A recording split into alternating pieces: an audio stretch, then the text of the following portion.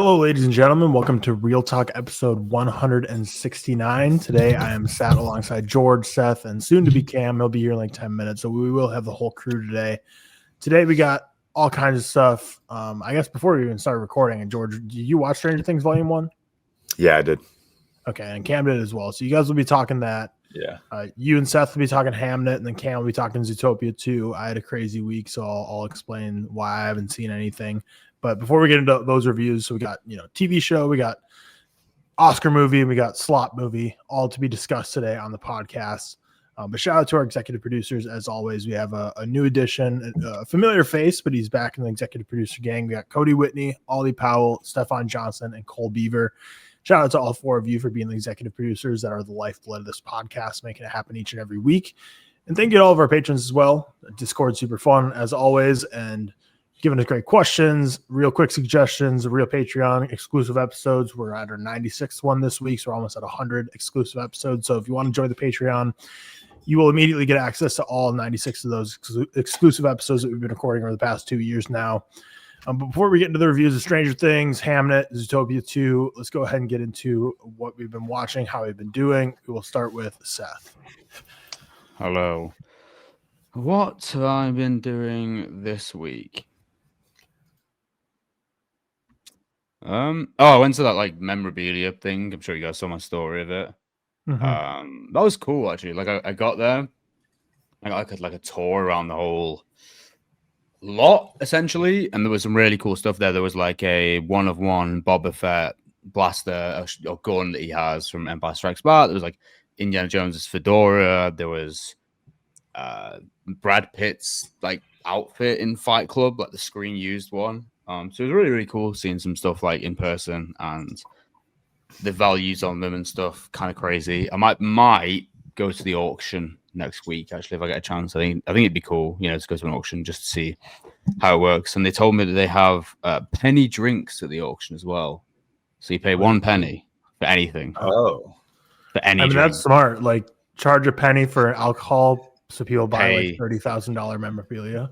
Yeah, some of this. When I was speaking, there was an American guy there who is, I'm sure he worked for the company or whatever, and I think he came over for the auction. And I was speaking to him about the Boba Fett, the gun that he has in Empire Strikes Back, and he basically said at the time they didn't realize Boba Fett would become such an icon because he barely appears in Empire Strikes Back. If I remember correctly, he's only done 1 or 2 scenes, if that. Mm-hmm. And so the gun they used is one-of-one. They only made one. And I was speaking to him, and he was just saying because it's one-of-one, they can't really put a valuation on it, but they expect it to go between 700,000 to 900,000. Jesus Christ! I didn't even have a thing on it or anything, so I could have just prodded that shit. That's insane. But it was cool seeing it in person though. Always cool because I think seeing anything like that's just always cool. So that was a good day. That was cool, good stuff. Rest of the week, not really too much. I'm sure you guys saw that I started Twitch streaming again, which has been kind of fun. Playing Silent Hill 2. Are these horror games you're playing? Yeah, I mean Silent Hill is it came out PlayStation 2 era. It's probably is the most famous and influential horror game of all time. There's a film these games actually scary, bro. Well, the thing is, this is the thing with a game, George, right? So, and this is the same with you, right? With horror films, because I've watched so many, I've almost built up this tolerance to them. I'm kind of It takes a lot for me to get scared, and that's not being big and whatever. Just because I've watched so many, same as probably you. But with a horror game, it's different because you're in control, so you have to make those decisions. So when you're in that dark alleyway, when you're getting jump scares, you have to make those immediate judgments as to what to do next. So it makes it for me, I especially this game I'm playing at the moment. There is a film bit as well. It's horrific, man. It's terrifying, but in the best possible way. So it's all first person. No, it's third person. If it was first person, I wouldn't play this shit. I wouldn't play this shit if it was first person. It'd be horrible. It's too much. See, that's with video games. My big introduction was Fortnite, so I only really knew third person. So when I went to play Call of Duty or Apex, I was lost with first person, absolutely lost. Yeah, but it's essentially the story is that this guy's wife dies, and then he receives a letter from a town in which his wife apparently is, a letter from his dead wife. And he goes to this town called Silent Hill, and it's Scary as fuck. It's terrifying. I'm sure you've seen But my like, what do story. you do? Like, what are you doing? Like, what is the objective? It's essentially just like exploring to find it. Okay, is my wife, is my dead wife actually here? Oh, The letters, actually, and it's kind of full of like, you know, allegories, metaphors. It's full of like monsters and scary shit. Yeah, It's gotcha. horrific. But I thought like back streaming again. I thought it'd be like a like, you know, horror game. It'd be a fun thing to play. And I also quite enjoy it because I play games anyway. So I thought, why not? I am like the least technological guy in the world though. So it took me such a long time to set up this shit, man. Like it's, you know, like I had to buy like a game capture, like a card, the game capture card, and I had to buy like I bought like a new monitor. I've got a mic. I bought like a new headset and stuff. It took me. You guys met Victoria's brother, right, at the wedding, Chris? I met maybe like briefly. I'm like sitting when he's home because he lives in the city in Manhattan as well. But when he's home, he'll stream on Twitch sometimes, and that's where I'm sitting right now. I'm sitting at his Twitch setup. And there's just so much going on right now. They make it out to be so easy.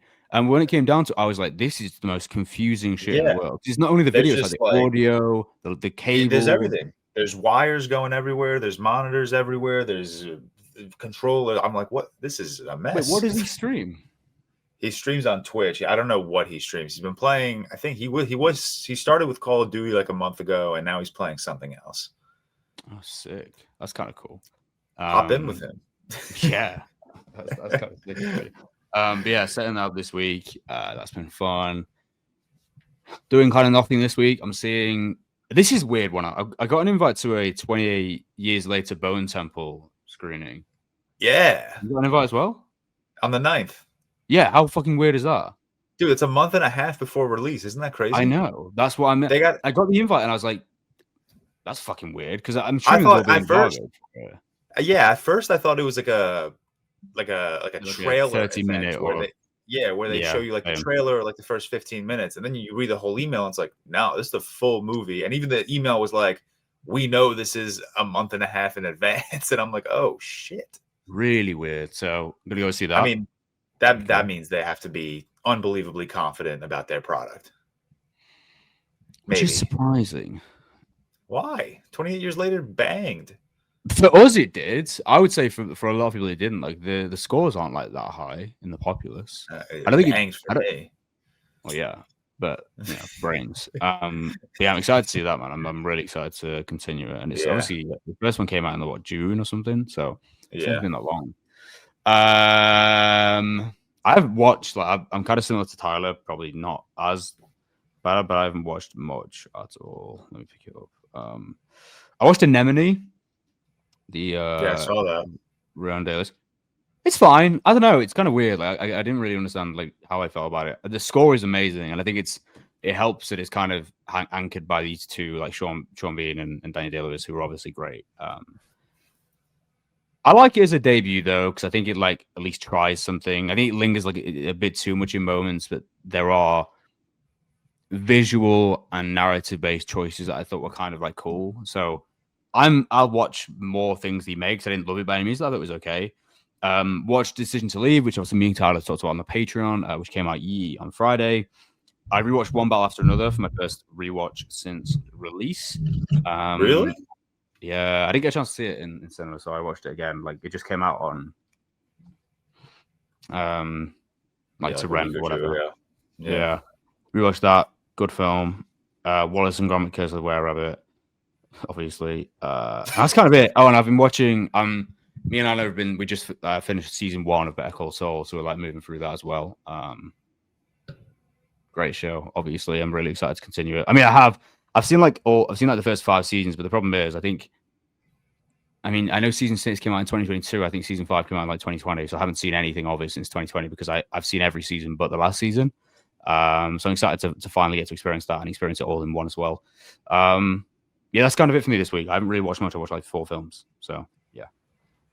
George, how about you? How was your Thanksgiving? What have you been up to? What have you been watching? Good. I don't have too much to report from this week. I've been home since Wednesday night. And, when I'm home, it's very relaxing, thankfully, get out of the chaos of the city. But before that, the week was fine. Victoria's company is much nicer than her, and they gave her work from home Monday, Tuesday, Wednesday of this week or of last week. So she came home last Sunday. I came home Wednesday night. So I was just by myself in the apartment. Gave me a good time to we're still slowly unpacking things. We finally got our TV console. I know our coffee table came in the mail yesterday while we were home, so I'm excited to go home and build that. So yeah, we're just kind of still slowly unpacking the apartment. All the essentials are done. I think I said this last week, like kitchen, clothing, bathroom. It's really just a couple of miscellaneous items in boxes, and then we got to get a kitchen table, and that's kind of it. Good thing about living in New York is that the space is not very big. So it's when I say I'm refurnishing something, that's 3 pieces of furniture. So it's really not that big of a lift. But yeah, home has been nice. It's always lovely to get out of the city. My family has been in Charleston actually with Kiki, my younger sister. That's where they spent Thanksgiving. I stayed on Long Island, spent Thanksgiving with Victoria's family. Her aunt always hosts a very nice little gathering on Thanksgiving. And then, Friday, I worked Friday, but it was one of those, I'm not working, but it's not a day off. It's I'm checking in on my phone every hour, making sure nothing's blowing up kind of day.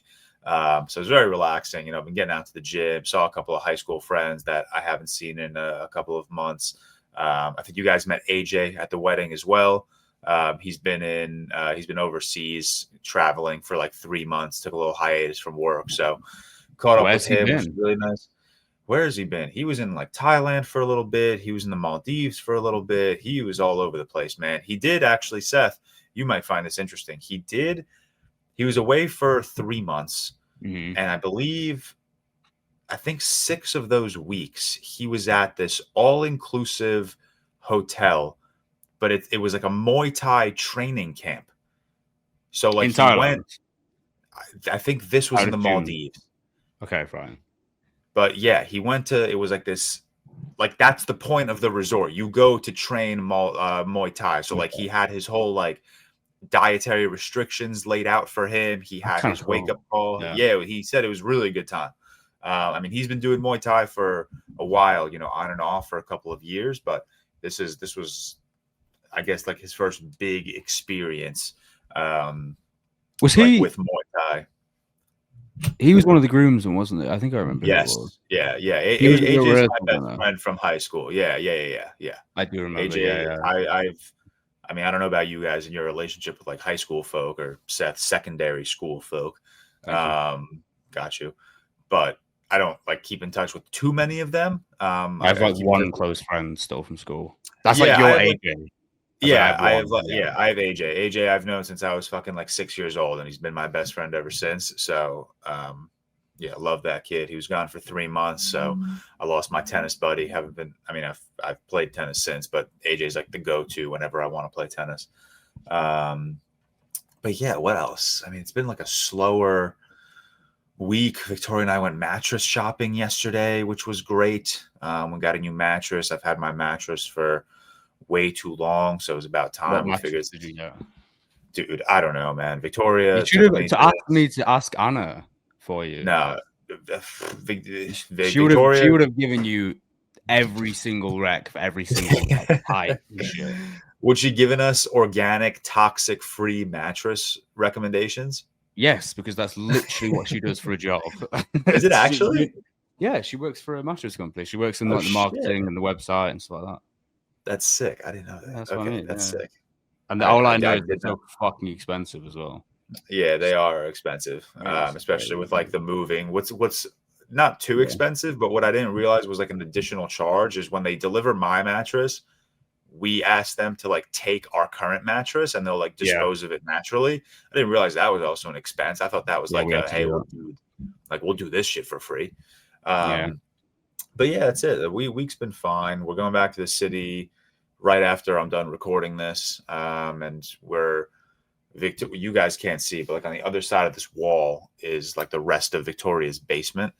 And lining that wall is like all of our registry stuff from our wedding. So it's just piles of boxes of stuff. So we picked out a couple of stuff that we want to bring back to the apartment. Most of that stuff is going to just sit there until we have a house, and we'll save it for like a house. But there are some like immediate items that we wanted to bring back to the apartment. But yeah, that's it. What have I been watching? Last 2 nights, Victoria and I have watched Home Alone and Home Alone 2. Just kind of yearly rewatches. Just every time I watch these movies, man, I'm so surprised at just how well they hold up. Like, these movies age unbelievably, man. Like, even like, dude, it's so crazy. Even in both movies where Kevin is like finally reunited with his mom, I've seen these movies a million times, and I still tear up every single time, man. It is just so good. John Williams' score is so underappreciated. I feel like I don't see people talking about it regularly when you talk about, like, what are the best John Williams scores. I didn't even know he did that score, I don't think. Yeah, he did. Which is kind makes of sense crazy. when I think about it, yeah. I mean, yeah, like the guy's done what, fucking Jurassic Park, Jaws, Indiana. Like, he's done some iconic movies, and it's like understandable that like Home Alone would get lost in that mix. But like, even like the opening credits, I'm listening to this music, I'm like, this is so fucking good. It's really cool. What else? I watched A New Hope. Cam's not here, unfortunately. I watched A New Hope Thanksgiving morning. Just kind of had it on. Cam's not here. How fucking dare you, man? He's the Star Wars. He's the slop guy. Come on. But that's my 5-star Star Wars film. That's fair. That's fair. Rewatch Empire. But that's fair.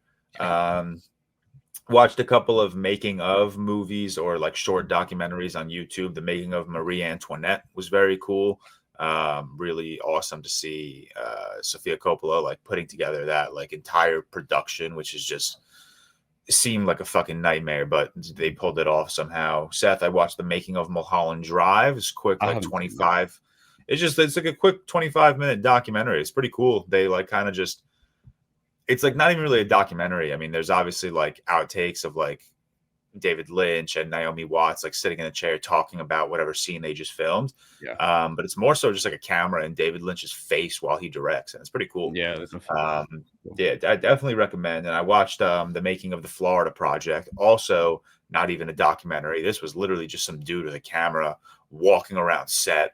So it like felt like I was like intruding. Like, it felt like I was like seeing shit I was not supposed to be seeing, but it was very cool, really cool watching like Sean Baker direct children. Like,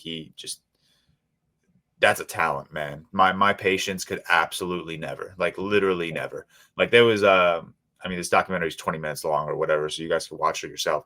But there was like a instance in this documentary where he's trying to direct children, and while he's directing children, this massive truck outside starts backing up. So the beep, beep, beep of the reversing truck, and like Sean Baker's like, he like lost his cool, which is him just standing up saying like, what the fuck? Where like I would have punched the first person that was unlucky enough to be standing next to me. Like, the patience to direct children is just unbelievable. I watched this Greek movie, man, Landscape in the Mist. I've heard them. I watched this for like years, it feels like. Dude, this was the saddest shit I've ever seen in my entire life. It's about these 2 Greek kids. One, I watched it without subtitles, not trying to flex on you guys, but it was about these 2 Greek kids who travel, and by travel, they're children, so they can't drive. So they're walking, they're hitching rides with truck drivers, whatever. They're traveling to Germany to try find their dad, who they haven't seen their entire life, but they've heard that he's in Germany. Okay, so it's like a road trip movie, but it's actually this like really sad movie about children finally understanding what the real world is and just how dark the real world is. There's one scene in this. There are 2 scenes that particularly broke me.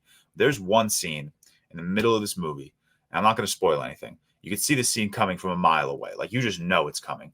And when it happens, dude, I swear to God, my stomach, it felt like someone tied my intestines together, pulled them out, and threw them at my face. It was such a great bit of filmmaking, and like Landscape in the Mist. Yeah. It was genuinely like Theo I've seen Theo Angelopoulos. Angelopoulos? Yeah. I've seen like these types of scenes in movies countless times. We all have, but like the way this particular one was executed, I was like, oh my God, that's the worst thing I've ever seen. Like I need you guys to watch this film because I need to know maybe I just wasn't okay that night and this movie hit me harder than it should have, but that movie was fucked up, dude. It was so good. It was very good.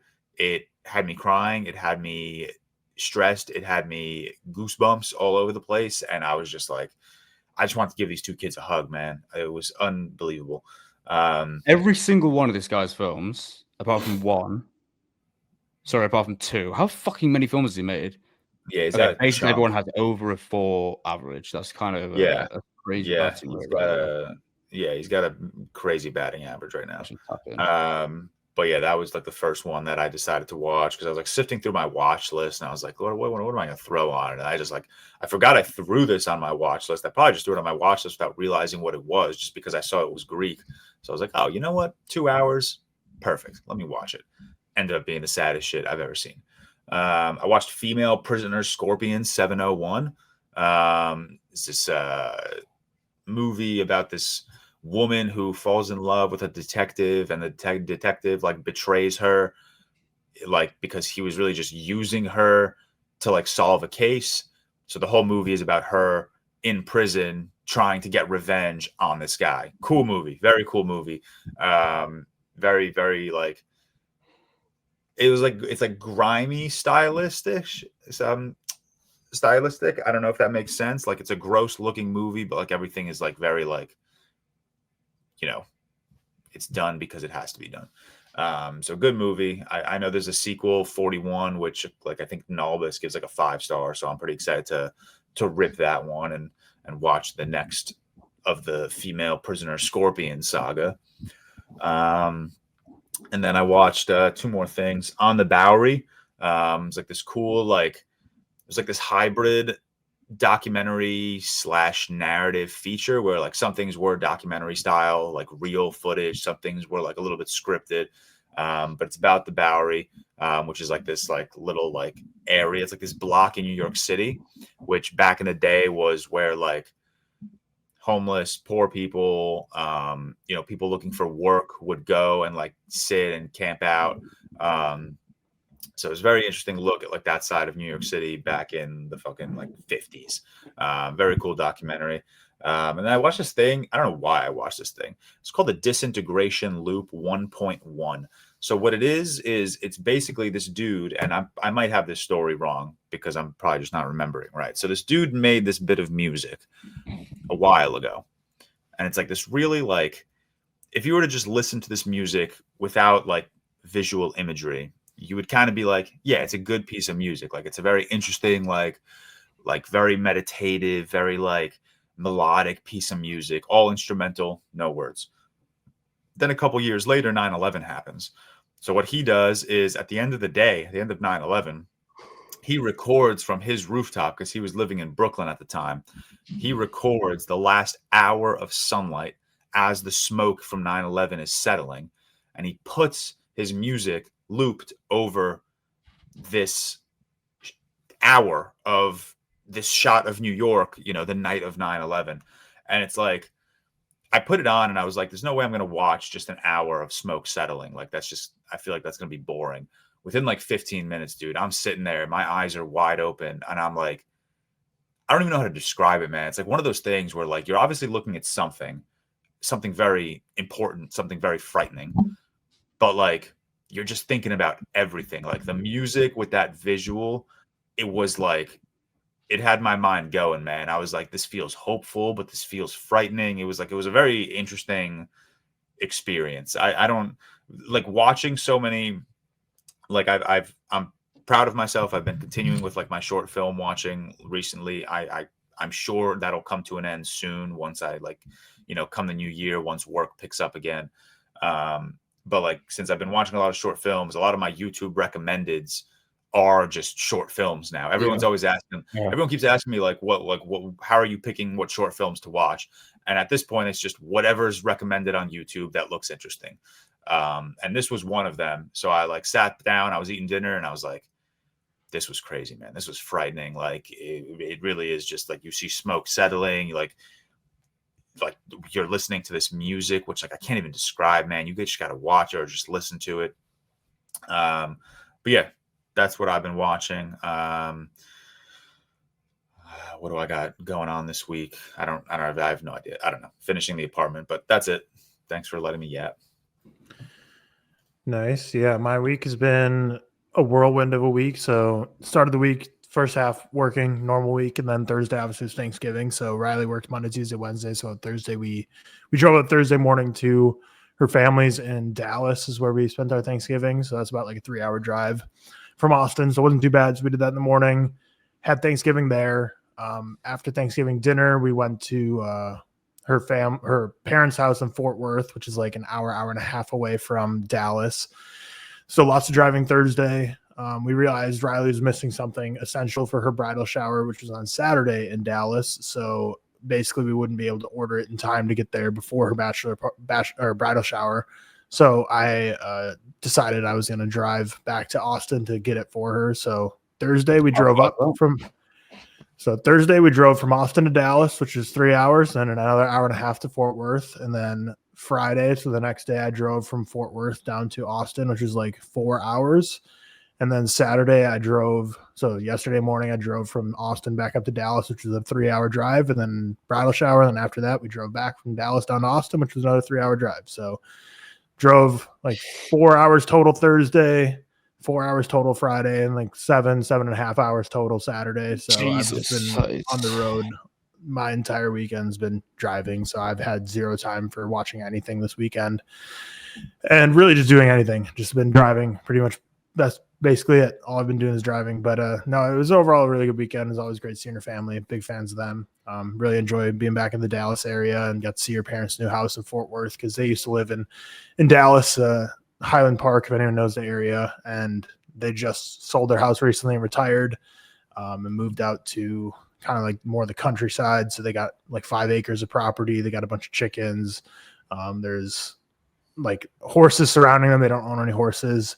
But they have like deer cameras all in their like property because they have like a ton of land, and they've seen like bobcats and all kinds of crazy shit just like walking around their backyard. So that's pretty intense. But no, super, super fun seeing all them.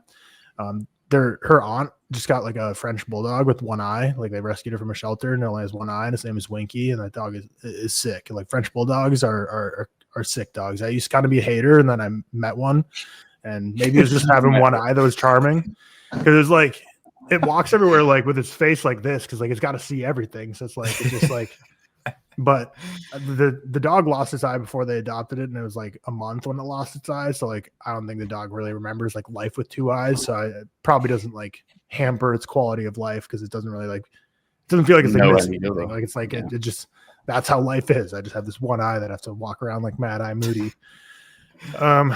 But yeah, did you have a good Thanksgiving food, George? Do you like traditional Thanksgiving food, or do you guys do something? Yeah, no, we do. Usually my parents will. So the way every year we like kind of Victoria and I have always lucked out because like her family celebrates Christmas Eve, my family celebrates Christmas, so like that's an easy holiday to split. So Thanksgiving, we usually start at my parents for dinner and then go to Victoria's aunts for dessert. So my family usually does like traditional Thanksgiving dinner with like a Greek twist. And then this was my first year actually like fully all day with Victoria's family on Thanksgiving. And they do like a traditional like Thanksgiving American meal. Yeah. Yep. No, Thanksgiving food is always good stuff. It's good to have like once a year. It's not like my favorite food in the world, like the type of food, but it's like it always hits like once a year, you know? I don't even touch the turkey, man. I'm a ham guy. All ham.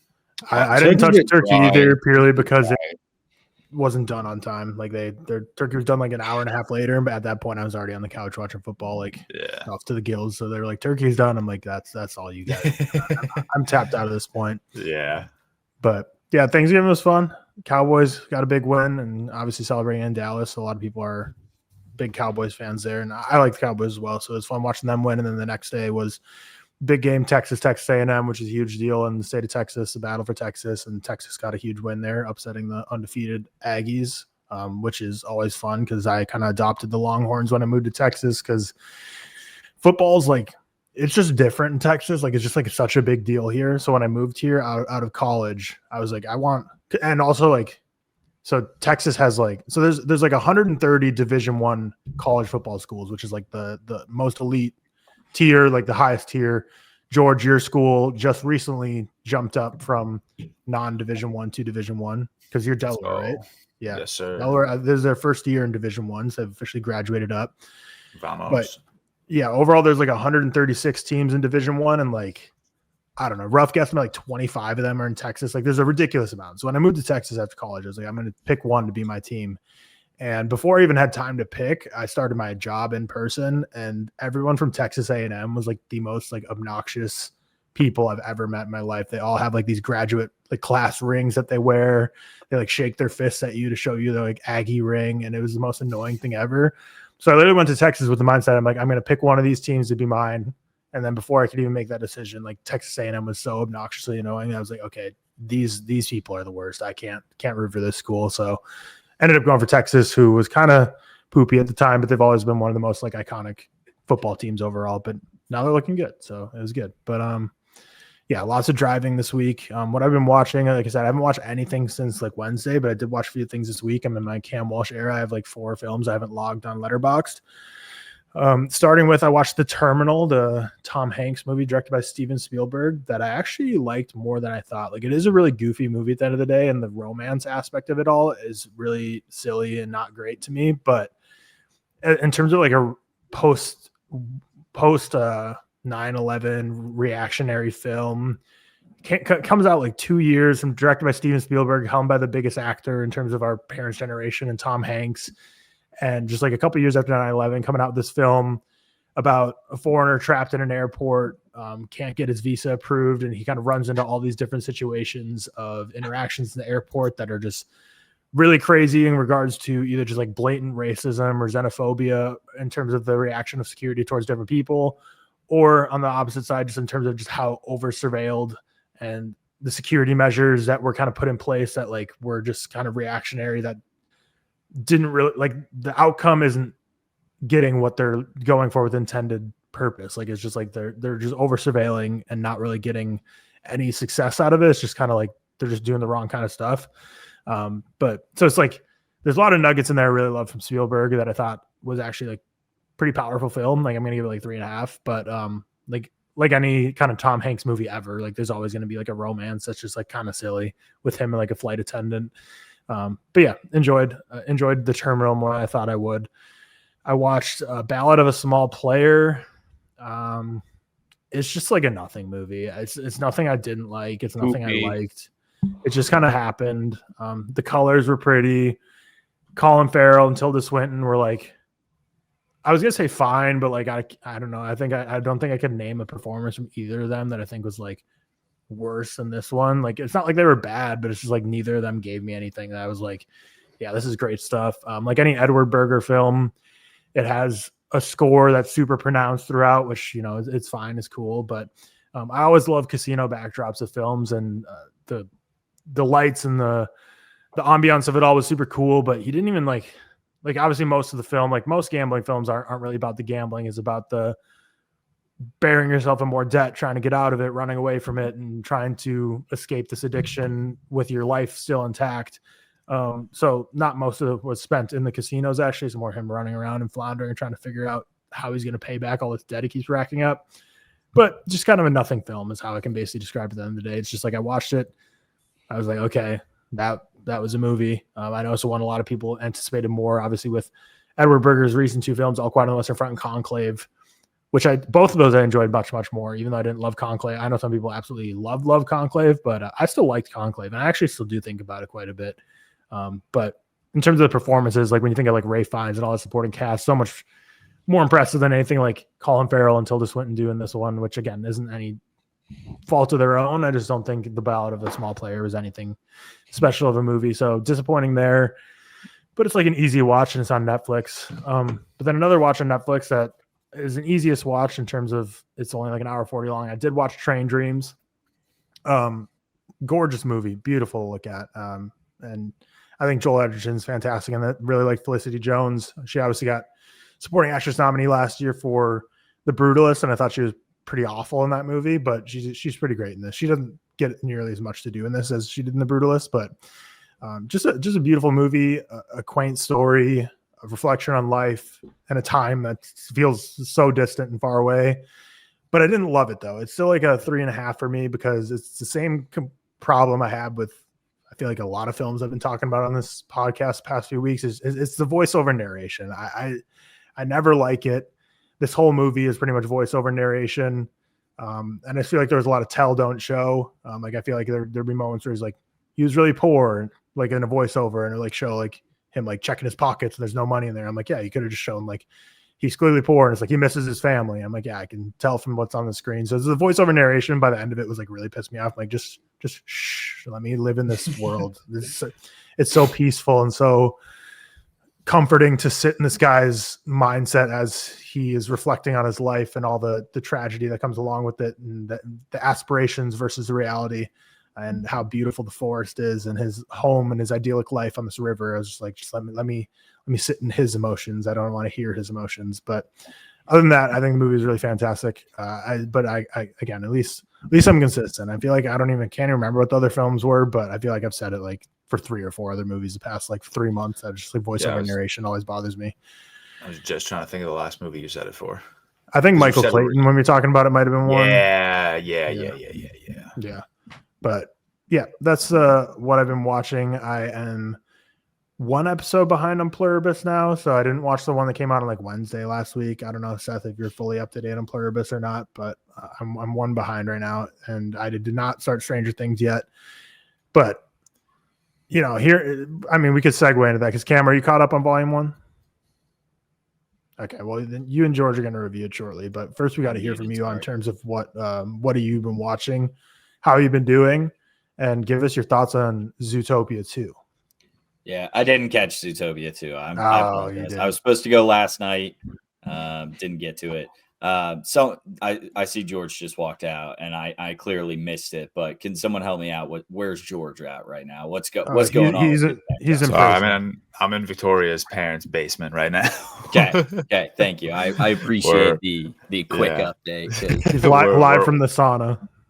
Turn it on. I don't love. See how long you last. We're definitely not in the sauna, but when I come home, I like to be home in the city like by Sunday. And by Sunday, I mean like Saturday night, just because like I want to have a full day to like do the pod in the comfort of my own apartment and get my laundry done. But Victoria is a big homebody, and now that we're like married, we can't really like separate ourselves. Like, you know, we come home together, we go home together. So I'm still on Long Island on a Sunday, and I got to sit in the dungeon. I like it. I like the backdrop. It's unique. Thanks. Yeah, not a whole lot going on this week. I missed last week. I haven't watched shit, y'all. I apologize. To be fair, last week I watched like all of Stranger Things. So that took up most of my time. I don't know what the hell. I can hear Sutton crying upstairs, so I don't know what's going on up there. I apologize if y'all can, but yeah, so I haven't watched a ton. We obviously had Thanksgiving this week, which is also Sutton's birthday was Thanksgiving Day this year. So happy birthday to her, 1 year old. Just navigating what it looks like having a birthday on a major holiday. You know, everyone obviously is very focused on the major holiday, and one like first birthday doesn't mean jack to them, but means a lot to us. So we tried to make it separate. We did a little birthday thing for her yesterday. But still, we'll figure it out. I always feel bad for her, or I will always feel bad for her, like having it every 7 years, it'll fall on Thanksgiving Day, right? Whatever that math is. So that's, kind of a bummer because everyone's saying happy Thanksgiving and all. I was trying to ignore that holiday for this year. I was like, this is not a real holiday. So I refuse to say happy Thanksgiving on Thursday. At least on the bright side, Thanksgiving isn't a traditional holiday where people give gifts. So it's not like she gets this. The people who are always screwed are people whose birthdays like December 23rd or something. Yeah, that's fair. Everyone's just like, oh, he just got you one gift for Christmas and birthday. As a kid, you're like, no, that doesn't count. Damn. Yeah, that sucks. Yeah, no, I agree. That's fair. So yeah, we obviously did all of our Thanksgivings with Emma's family, her mom and dad's side. My parents, we went to their house, we went to their house. My grandparents were here, so had a lot of Thanksgivings, which was good. We did we did stay up till about 1:30 a.m. the night before watching Stranger Things. We grinded it that night. Netflix, boo you, Netflix. Awful release model. Awful release model. Release it weekly or release it all at once. You're either fully in or you're not. Also, you're releasing 4 episodes at 8 p.m. and the final episode is an hour and a half. Yeah, I mean, I'm pro the long episodes. Like I'm fine with the long episodes. I see what you're saying, but because you're doing it the night before Thanksgiving, so you're just a real asshole for that. Yeah. Episode 3 ended and it was like 11:30, and Victoria and I were like, "Oh, no fucking way!" We watching episode 4. We watched episode 4 the night of Thanksgiving. We waited a day. Yeah, we episode 3 ended and it was a big cliffhanger that we'll talk here. Sorry, Bert. We'll talk here soon. Emma, we had one of our friends over. He was watching it with us, and shout out Andrew. I don't know if he's watching this. He was supposed to come to Sutton's birthday. Yes. So yesterday, sidebar on Andrew. He's a good friend of ours. But he was supposed to come to Sutton's birthday, and Emma was up from like 4 to 7 yesterday. Or 4 to 8, whatever it was. She couldn't sleep. So after she woke me up at 8 when the kids were, she got up with Bailey. And then when Sutton woke up, she like woke me up at 8. I was like, hey, can I go back to bed? So she slept from like 8 to 11 yesterday, and Andrew was supposed to come to her birthday at 1. And I was texting him, and I was like, I'm bored. Emma's asleep. You want to just come over? And he's like, yeah, sure. Why not? So he's coming over at like 10 a.m. or whatever. He texts us like at 10:30 and is like, hey, sorry, don't think I'll make it. Got in a car accident. I was like, what the fuck?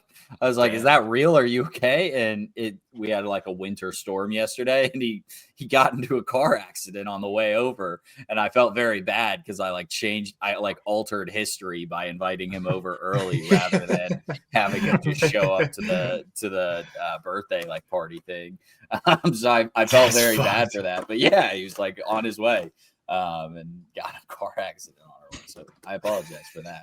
Altered his reality. But yeah, Stranger Things, it ended at like, yeah, we were a little behind, probably finished at about midnight, and we're like, can't stop now. It's out. Let's just go. So we watched the rest of that. And going to bed at 1:30 the night before Thanksgiving is just, it's one of those things. If it were Blackout Wednesday and I were out and about, I'd think, yeah, this is sick. But I was very tired because I was just simply watching Stranger Things. But hot take, I like the show.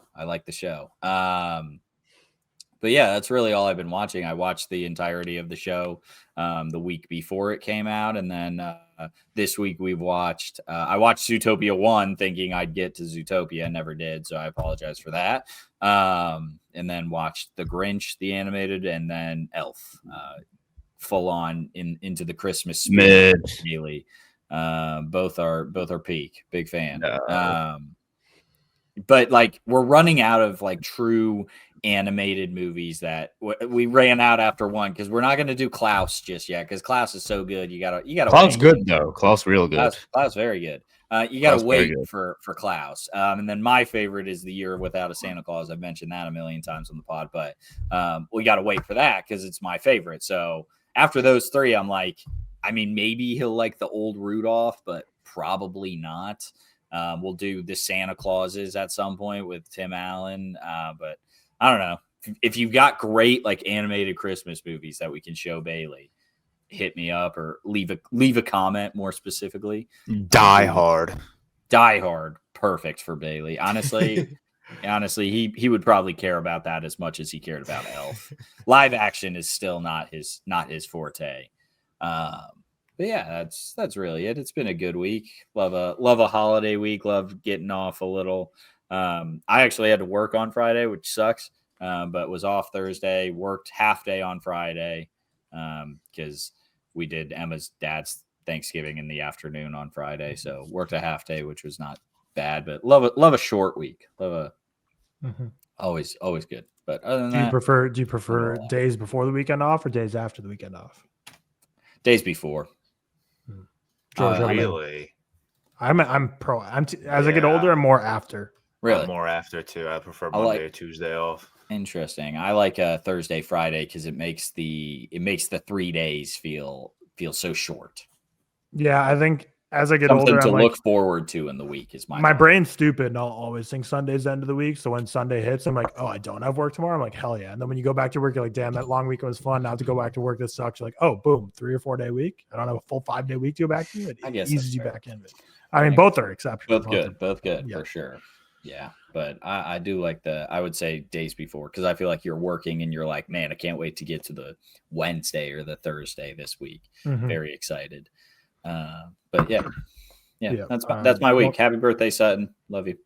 Happy birthday. Well, and your stance against Thanksgiving too could be a cheat code for the future where like people are like, Cam, like we need you to help like make all this Thanksgiving food. You'd be like, sorry, I'm like, this is Sutton's birthday. Emma. I can't focus on helping all this cooking and cleaning. That's all. That's fair. Emma made the statement this year that she wants to start making Thanksgiving food. So we'll see if we start hosting. I don't know. Are you hosting?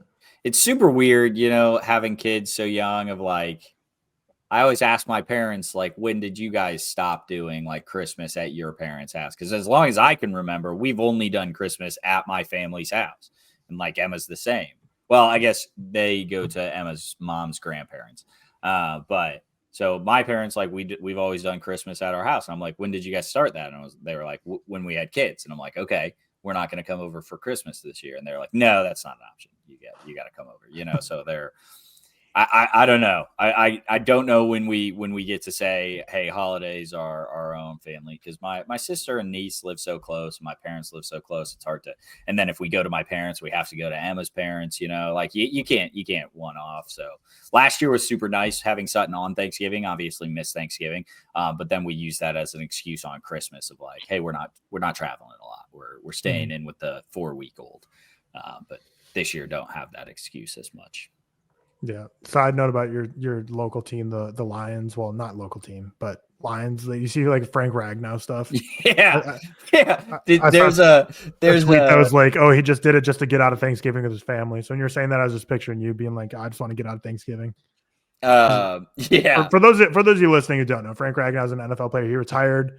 He basically said like, I'm coming back. I'm going to play in the NFL again, like 5 days ago. And then he like showed up to the team's facility, and they're like, he has a grade 3 like hamstring tear, which is like literally means like the muscle's like off the bone. Yep. So like no world he could ever play sports like again. But basically like people are just joking like, well, like 2 days before Thanksgiving, all of a sudden it's like, I'm gonna come back to the NFL, and he just misses Thanksgiving with his family just for the NFL to be like, dude, your leg's like blown apart. No Someone replied to that tweet. I've never seen this like YouTube clip, but it was like bringing kids cake just to take it away right after or something. So such a funny YouTube thumbnail. Stall for like 5 minutes on Stranger Things. I got to go move my car real quick. I'll be right back. All right. How about you guys do Hamnet then? I was going to request that because I haven't got as much time today. That's fine. So Hamnet, I wish I would have seen, but I was on the road driving. If only someone had a cam rip of it, I could have watched it while I drove. But cam rip Hamnet. Yeah, that'd be very interesting. A ham rip, as they call it in the business. A ham rip. Nice. All right, you two enjoy Hamnet, and this is one I'm eager to listen to when I watch it, because I know you two disagree greatly, and this is one I feel like you guys have been building up for the past couple of weeks in terms of the George. George just wants to tell me how much he thinks I would like it again. Enjoy your conversation. Introduce the film first, unless you need me to. Yes. The powerful story of love and loss that inspired the creation of Shakespeare's timeless masterpiece, Hamlet. Directed by Chloe Zhao, starring Jessie Buckley, Paul Mescal, Emily Watson, Jacoby and Noah Jupe, Joe Alwyn, and more people. Seeming to be the Mad Heads. And it was also produced by Spielberg's production company, which I think you can very much tell when we go into kind of the money that was put into it in terms of the staging and blah, blah, blah. Do we start lower or do we start higher? I say lower. You say lower. Right, go. And then end nicer. Although, okay, Hamnet. Now I did see this on the 13th of October, so it's been like 6 weeks, I think. It's been a while. Yeah. Let me pull up my thing so I can look into. I can't want to say Hamnet. Difficult one, interesting one. A tale of many tales for me. A film of many qualities. And do you know what? It's the thing is with this conversation. Before you even say anything, it feels like you're about to take like the Tyler Whitmore sentimental value route, where you're like, every part of this movie is beautiful, it just didn't land for me. That's the vibe I'm getting. Similar, maybe a bit harsher, because I think it didn't land for me for reasons. But yeah, it's a difficult one, man, because I think that, again, this is, before you say it, this is something I would usually like, and I definitely agree with that. And I think, especially with the performances, Paul Mescal, who, I'll just go on to that, I thought he was good, not amazing for me in this. I think he's great. Interesting. I mean, most people do, but I also think he's not. It's Jessie Buckley's story. I think she's the primary factor here. And I thought she was amazing. I mean, I think like Paul Mescal and Jessie Buckley, they're always sort of kind of reliable performers, especially Jessie Buckley, who I love. Like, I think in everything she's amazing, and I think remains true in this as well. And I also thought, like, just to give a side note before I go into the actual details, the two like Dupe brothers, crazy dude, really impressive. Like the younger kid, I don't know how old he is. He's fucking young. Gotta be like 8, 10, 9. So I mean, just search. His name. I said out of the theater, I was like, if you give any of those boys a supporting actor nomination, I wouldn't even remotely be upset. Yeah, it's. Well, he's actually older than he's 12. Okay, so he would have been like 10, 11. Yeah, filming-ish. He was, and I think it's very hard to find, especially when it comes to their like early, I think film debut for him actually, but on-screen debut, it was very impressive. And I think where this film excels is that Chloe Zhao is clearly able to just get the most out of her actors, and not just the most out of her actors, but the most out of young actors too, because not just him, but also like the little girl, like the girls as well. Agnes, I think when she was younger, who played the young version. It was really, really impressive in how she gets out the actors, and I think that kind of reigns true. I also think, I mean, the score is sublime. That piece of music as well that they used, cheat code. I mean, literal cheat code. Little cheat code, yeah. Your movie could be Stinky Doo Doo, and if you play that song at the end, I'll probably rave about it. Yeah, I think it's staged like incredibly well. I loved the there were certain moments where, and this isn't a spoiler or anything, where they're like the woodland shots where like Agnes is beside the tree, for example. I think she gives birth there at one point.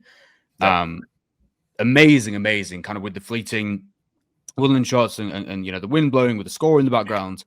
Incredible staged. And I think specifically a lot of the moments, especially the moment in the Globe Theatre, in Shakespeare's Theatre at the end, in the Globe, like kind of the staging of the theatre production, I thought was wonderfully done.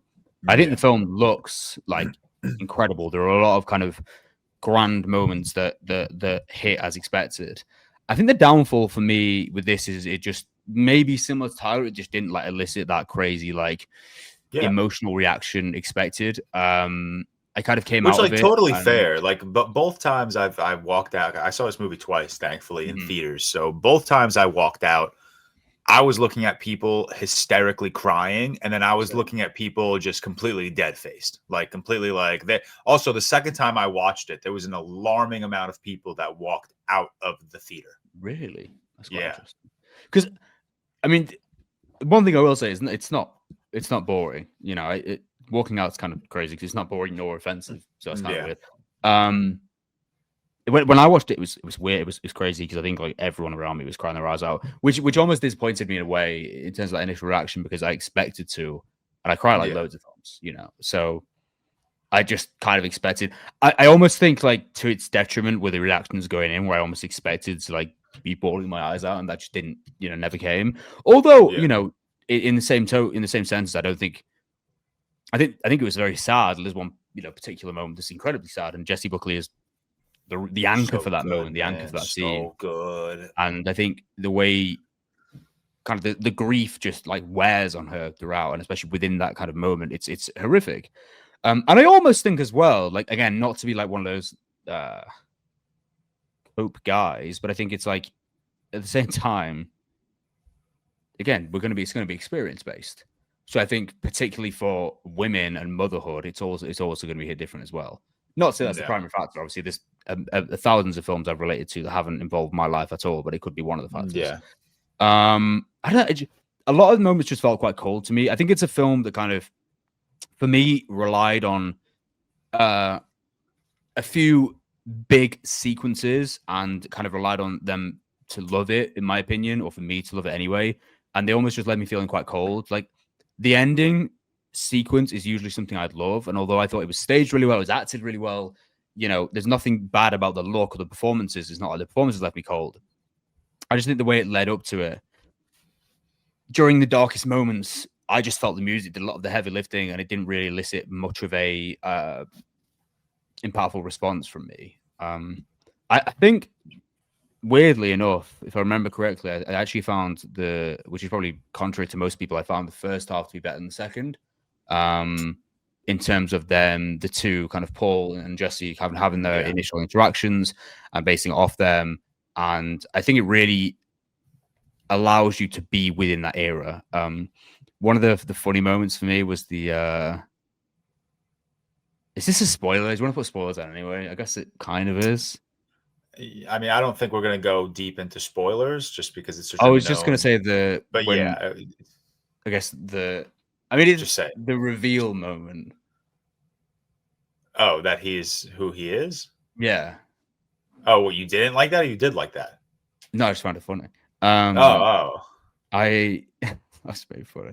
Well, just where it's pronounced. I like the scenes as well. Actually, no, I forget. I like the scene where Will, Paul Mescal's character, William who of this era, who might it be? I don't know. I like the scene where he was kind of leading the rehearsals and stuff that they were quite impactful. Loved that, dude. Pushed down on him. I think he was good in those moments for sure. Definitely. And I don't know. It's again, it might be a bit of a Tyler. I do think it kind of relies on those particular moments to really buy into it, and it just didn't for me. But it almost just ran quite, cold and expected. And it's not one of those where I can pinpoint dramatically as to why, because it's not due to the performances. I just think the score does a lot of heavy lifting in place, and that particular end music choice as well. Difficult one. Do you know what? It's actually funny. It's the same way I felt about Chloe Zhao's. I don't know if it was her last movie. Nomad. Was that her last movie, or was it Eternals after? No, Eternals was the last movie she made. Okay, so yeah, Nomadland. It's actually kind of similar, the same rating as well. Similar the way I thought of that, where the issue was not the performances nor the staging and the showcase of the visuals, but it was more just left me quite cold in the long term. But yeah, I didn't hate it. I definitely think there's more good than bad for sure. That's why I gave it 3 stars. Definitely in the positive. It just didn't really impact me the way that I initially expected. It's kind of the primary thing. Yeah, I mean, I'm opposite of you. Like, I think this movie surprised. See, that's why I think it's funny, because like I feel like a movie like this typically wouldn't have impacted me. But I watched the first time and I left that theater with like tears trailing down my eyes. And I was like, you know what? I'm not even gonna put a star rating on this yet, because I know I'm seeing it in a week. Like, let me watch it again and like see if it holds up emotionally as much as it did the first time. And it did. Like, I walked out of the theater the second time and I was like, damn, like that final sequence in the auditorium or wherever they are, the Coliseum, obviously not the real Coliseum, the Globe, whatever they call it. Yeah. Have you been there? You should go there, George. I haven't been there, but like that was genuinely like maybe like my favorite 20 minutes of film all year. Like that entire final sequence of Jesse Buckley just watching this performance go on and reacting to it, Paul doing his thing on stage and then leaving off stage and like having his little cry moment in the back. Like I was just broken. Like I don't think one thing that I've seen a couple people say is like, it's not like one of those films that like feels like emotional manipulation. Like it doesn't feel like a movie that's just trying to make you cry for the sake of making you cry. And I'm going to bother some people. I think The Iron Claw falls into that category of just being an emotionally manipulative movie. You know, it's like a movie that's just sole purpose is cry porn. It's just to make you cry without any like deeper substance like behind it. Whereas like Hamnet, I was just like everything, man, the grief, the loss, the love in the beginning, like everything was just like hitting me, you know, the tragedy of it all, the death of a child. Like these are things like I say this all the time when it comes to like movies like romance or movies that make me cry. There are things that I can relate to that make me cry. And then for some reason, there are things that I can't relate to that make me cry. And this is one of those examples where it's like, thankfully, knock on wood, I've never lost a child. I've never had a child, you know, but thankfully I've never been in that position. But it was just a story that I think was backed by two of the best performances of the year. My first Letterboxd review, it was just a one-line sentence, said, I don't want to be hyperbolic about Jessie Buckley's performance, but ... The but would be, if you asked me to rank like the top 5 or 10 performances of this decade, she probably would be in there for Hamnet. I think she is so unbelievably stunning in this movie. Not only is she like so like her emotion is so real, but like this is also such a physical performance. Like there are 2 birthing sequences. There's the scene where Hamnet passes away, which is not like Jessie's not just sitting there crying, dude. Like she's moving around. She's trying to save her son, and like every bit of body language she is giving me, I am reacting to. Like I think it is so unbelievable. There's this really small moment that I picked up on the second time I watched it where Jessie is reacting to her son just passing away in his arms, and she takes like this, like it's, you know, like when you're really hysterically crying and you're like breathing is like off, it's like out of rhythm. She does it so unbelievably beautifully. Like it actually destroyed me. Like I thought she was genuine. Like I'm sure she was genuinely crying while acting, but it felt so real. Like it felt like I was watching a documentary of a mother who genuinely just lost her child. Like I thought she was so incredible. And then even like the entire back sequence of the movie where she's just reacting to this play. Obviously the play starts and she's vocal. She's like, you know, don't say my son's name, whatever. And she's like moving her way to the front. But then for the next like 15 minutes, she's just sitting there reacting, and like everything about her body language, everything about her eyes, everything about the way she's crying, moving, looking at Paul, looking at Noah's the older one. Noah's the older one, yeah. Just every single thing about this performance was so real and so vulnerable and just so intense. And like that to me is my biggest takeaway of this movie is Jessie Buckley's performance. Like I think she's so unbelievably beautiful in this film, and I haven't stopped thinking about that performance all year. You know, I feel like we've been talking about, you know, what are the best performances of the year so far, and you know, we've been hovering on the male side a little bit recently. You know, DiCaprio, Chalamet, Jesse Plemons, Jessie Buckley might have, and more than likely just gave the best performance of the year in my mind. I think that's how good she is. And then opposite her is Paul Mescal. I've been seeing like negative tweets about Paul recently where people are like, he's just doing the same in general. People are just basically saying like, when is Paul Mescal going to do something different? Why is he doing the same sad boy shtick over and over again? And I'm like, you guys aren't watching his movies. You guys aren't watching his movies if you think his performance in After Sun is the same as his performance in Hamnet. Like these are such wildly different. Or Gladiator, yeah. Like it's like the switch up. Yeah, that's kind of cool. Yeah, it's crazy, but he is unbelievable. I mean, you alluded to the scene earlier, and the second time I watched this movie, I was so excited for this scene to come up when he's like, when Noah Jupe is rehearsing his lines, and Paul is like in the back, and he's like, again, go again. And then he finally snaps and he's like, you are simply mouthing the words. And then he gets into character and he starts to say Noah Jupe's lines. And I'm like, this is such good acting. And then it moves straight into, you know, him at the dock saying to be or not to be. And I'm like, that's just so good. He right now is me personally, I think he is a main lead actor. Okay. I think he has Really? enough screen. I think he has so much screen time in this movie to warrant a lead actor like campaign. But I Can know she that be a lead actor as well, actress as well? she is a lead act. She is a lead actress. They're campaigning her in lead. Can you do that? Yeah, absolutely. Like You can campaign anyone wherever you want. That's why, like last year's Oh, Zoe I thought it Saldana was- was.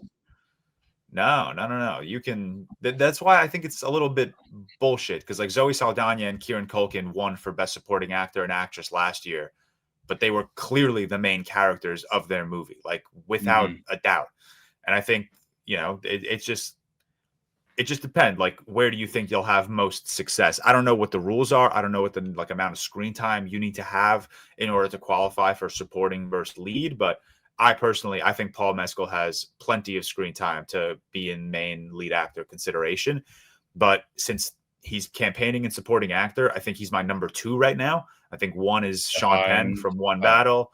I think 2 is Paul Mescal. And my 3 right now would be Stellan Skarsgård from Sentimental Value. Like, that's my top 3 right there.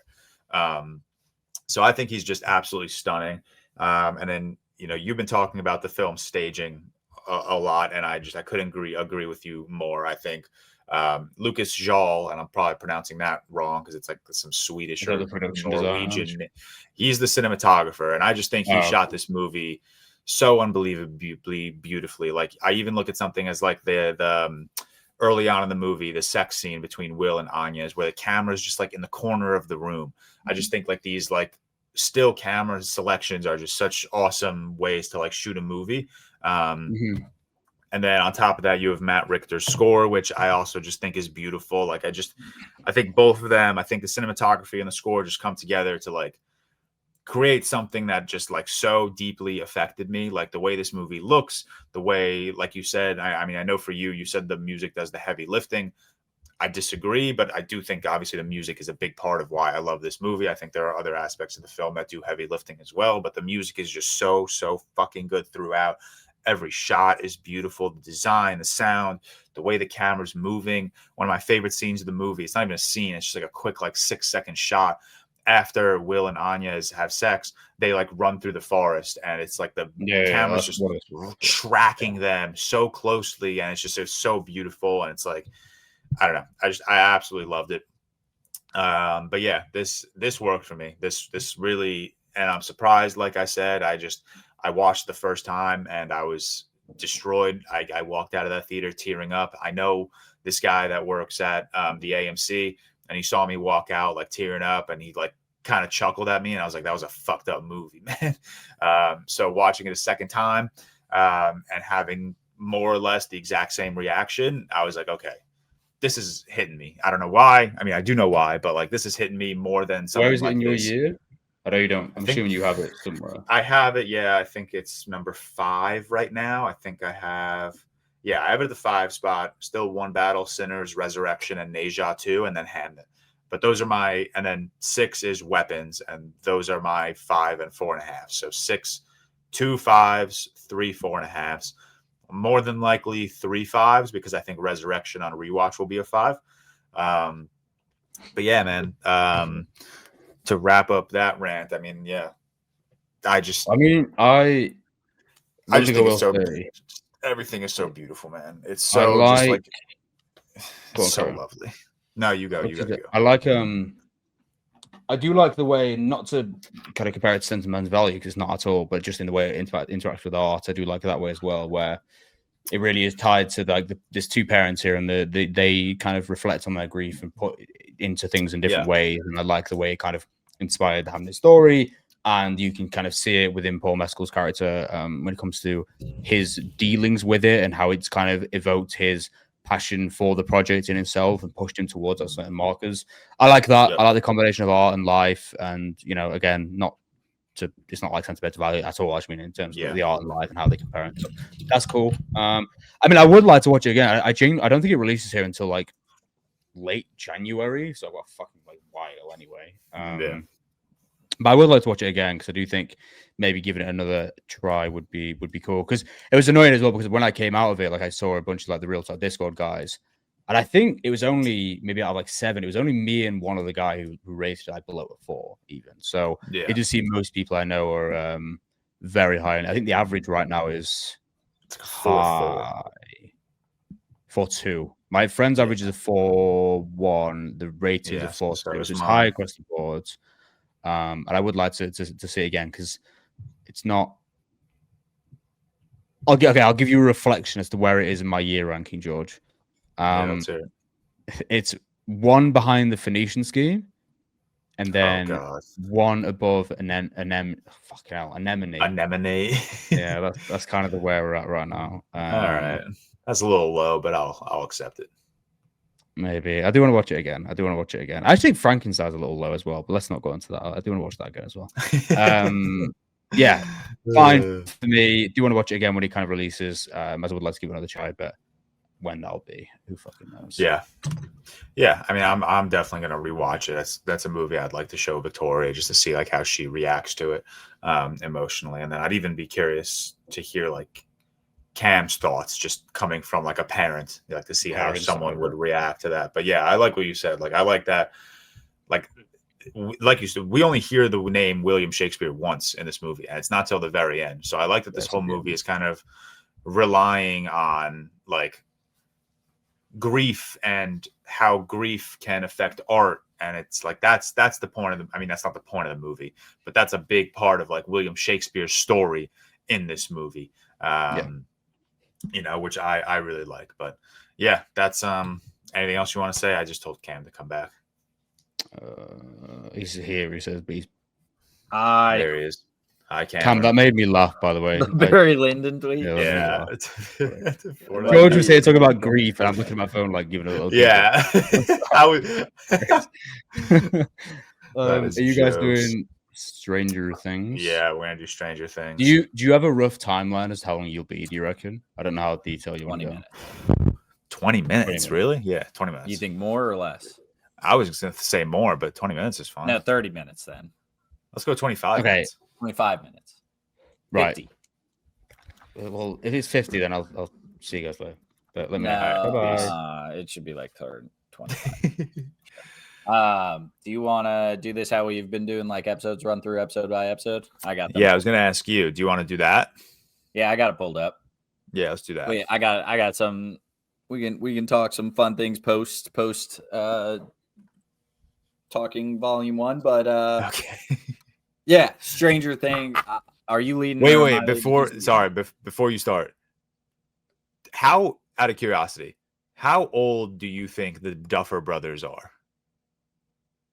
42. That's fucking crazy, dude. Yeah, they're 41. Bang! That's absolutely mental. I just found out they were twins. Yeah, I knew they were twins. I thought they were but just like casual brothers. But yeah, they had this idea at 31. Well, they had this idea at like 21 probably. And dude, they were in high school post 9/11, and they're making They're making like these like nostalgic TV show episodes about the 70s, like that. They weren't even alive in the 70s. Yeah, they did not know. That's crazy. That is wild. But sorry. That is wild. All right. You want me to lead or you want to lead? You could lead. This is your show more than mine. It's slop, so everything's slop. Speaking of my like hood is all wacky right now. It feels my hood just feels wacky. Buzz it off, man. All right, Stranger Things season 5. What? You didn't hear that? Your headphones were off. I said just buzz it off. Yeah. The hair's got to go at some point. This lighting makes me look bald as shit now. I'm like Kylo in the throne room. You're still holding on. Let go. But we're gonna talk Stranger Things season 5. If you have not seen volume 1, let's just call it here. Probably skip this part. Yeah. We'll go spoilers. We'll do all spoilers here. We're not gonna do like non-spoilers and spoilers because it's a spoilery TV show. I do love I do love a pop culture event. I really enjoy this show, Yeah. and I love a pop culture event. Like, it feels very like Game of Thrones final season-esque of like everyone's tuned in. That's why we need week to week Netflix. I don't understand that decision. Like, this would have genuinely been such a like fun the biggest event television we've seen since like prime Game of Thrones. Yep. Like, I cannot believe they did not do 8 episodes. It's 8 weeks, not even that long. Like, nope. Fuck. Yeah, it's crazy. Crazy that we didn't get week to week, but just a very fun thing to like have. Like, you lose that charm a little bit, like, but it's just still very fun of like everyone's watching, everyone's tuned in. Yeah. We're watching Stranger Things right now. Clearly not everyone, because we're about 50% on the pod, but just a fun time. Stranger Things season 5, volume 1, first 4 episodes released of the new season, the final season of this iteration of Stranger Things, because they're going to milk this cow like crazy. But first episode, the Crawl; second, the vanishing of Holly Wheeler; third, the Turnbow Trap; and 4, Sorcerer. Original idea from the Duffer Brothers, obviously stars Winona Ryder, David Harbour, Millie Bobby Brown, Finn Wolfhard, Gaten Matarazzo, Caleb McLaughlin, Noah Schnapp, Sadie Sink, Natalie Dwyer, Charlie Heaton, Joe Keery, Maya Hawke, plenty of people. I'm not going to keep going down the list, but big cast, and honestly, they're only big because of this show, like because of how big this show is. Like, I think biggest being Winona Ryder, especially for like season 1 was probably the get that they had, and then maybe David Harbour, but I can't even remember what he was doing prior to this. Couldn't tell you. But yeah, this show has really, skyrocketed everyone's lives, and it's coming to a conclusion now. So it's been very fun to watch. Like I said, I watched all the seasons before, and now we'll get into season 5. Probably not going to talk really much from 1 through 4. So maybe one day we do like a full Stranger Things episode. We'll see. But episode 1, The Crawl, opens up. It's basically Will, a backstory of Will in the Upside Down when he was first taken in episode 1 of Stranger Things, like season 1, episode 1. Worst de-aging CGI I think I've ever seen in my life. Really? I almost like immediately said out loud, I was like, that's actually not bad. No, really? Did you really think it was that bad? Yeah, I thought it was like truly awful. Like, I did not think it was that bad at all. Wow. Okay. Man. Interesting. All right. Well, never mind. All right. So Good let us start. know like what your thoughts on the de-aging of Will Byers was, because I feel like if it were like horrendous.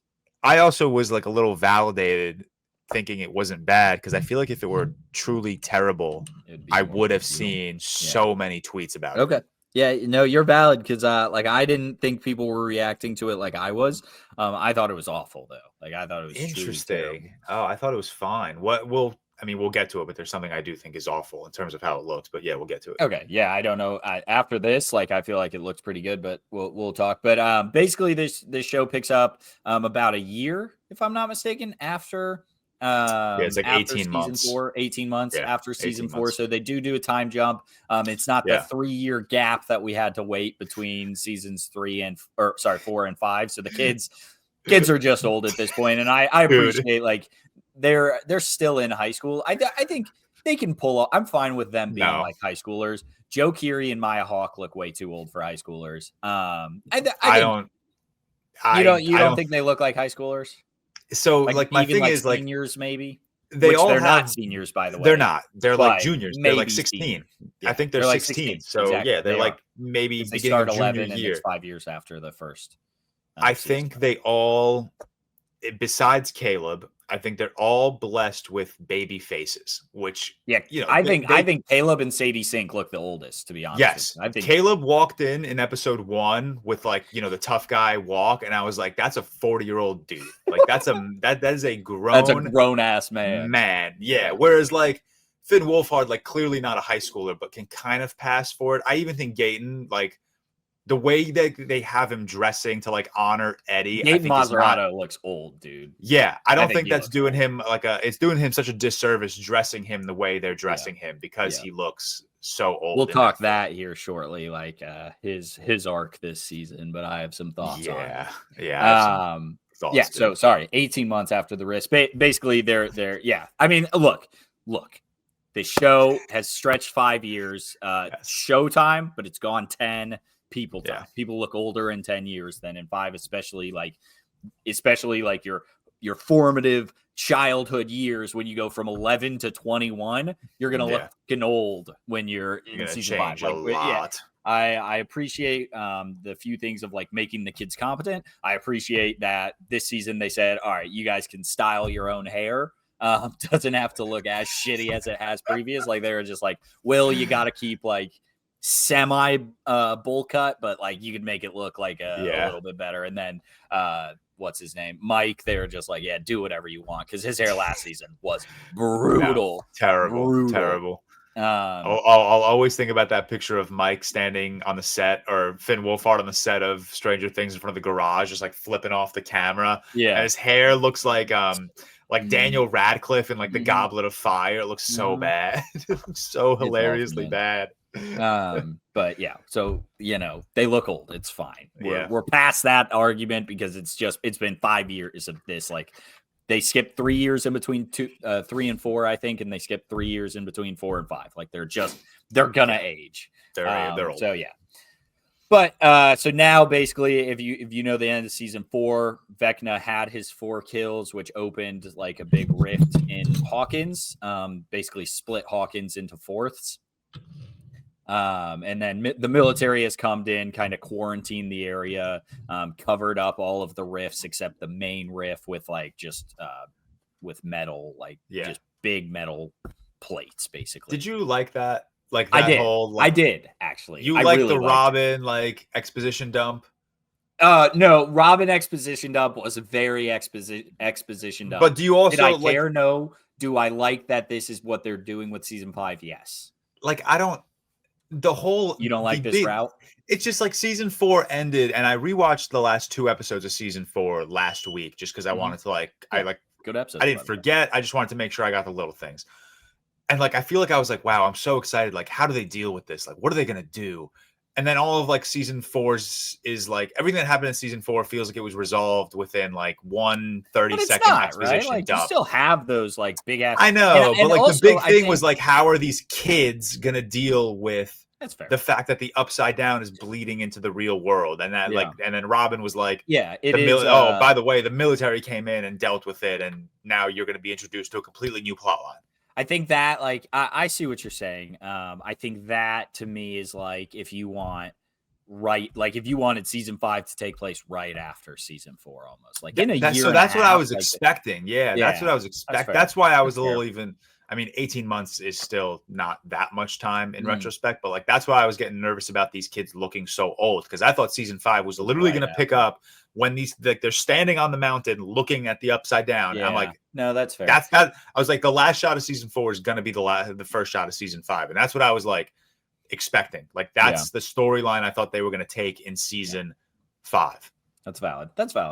But it does have the 18-month time jump, and I do think like. I think what they got to, I liked. I don't know. I enjoy this like setting that they're in, where this like town is quarantined completely, and like they have one entrance to the Upside Down, and like the military's going in, like looking into the Upside Down, trying to figure out what it is. Like I enjoy that part of it. I'll admit. Basically, you're introduced. Everyone's kind of together. I really like that about the season as well. They've split. Every season of Stranger Things is formatted pretty similar. You have 3-4 groups. They all combine towards the end. Love when they combine towards the end. I love when you get to the final season and they're all like, "Hey, we figured this out. We figured this out." It's my favorite part of the show. Yeah. But like, I really enjoy season 4 opens up and they're all like, they've all got a plan. Like they know what they're doing. Season 5. Sorry, I apologize. They've all got a plan. They know what they're doing. Robin and Jesus Christ, Joe Keery. Will. Steve. Thank you. The best character, by the way, and I can't think of his name. Robin and Steve are like working the radio station, the kids and the kids group. So Mike, Will, Lucas, and Dustin are all at school. They listen to the radio every day, basically listening for code words from Robin, and then you get Elle, Hopper, and Joyce are together, also listening to the radio, and then she's like, hey, we're going to play this song upside down, and then she's going to tell them a bunch of code words. I love it. Like, that's fun for me. Like, the whole group's competent, and all of that jazz. So they're basically doing crawls, they call them, for Hopper to go inside the upside down and look for Vecna. They haven't seen him in 18 months. At the end of season 4, it kind of seems like they're kicking his ass when, or a little bit. His plan ultimately comes to fruition a little bit, but like Nancy shoot him down, Wheeler shoots him down at the end, and he kind of runs off. But so they've been looking for him for 18 months. They've done 30 plus crawls at this point, going into the underground or upside down. So yeah, I enjoy that all of the kids are competent, and they're all working together in this first episode. In this episode, you get there was a clip posted of the training montage that Elle is doing. It's not as bad in the show. It is edited better not. In the show. Yes, it's I will horrible give you that. Online. So bad. Edited much better in the show. Still not someone great. Someone online like took the video, and like every time there was a cut, would like the counter would go. It ended up at like 36 or something. It was like 50 within like seconds, and it was like 35 cuts. Yeah, it's probably now the real clip from the show is probably a minute and a half with 35 cuts. So maybe you get like a little still a lot bit of better. cuts, like, but still a lot of cuts, but maybe a little better. Yeah, because I was watching that, I'm like, yeah, oh, this is gonna be awful, and then I cut it a little bit differently. I'm like, not as bad. We'll give it that. Not as bad. They saw the feedback online and made some quick edits.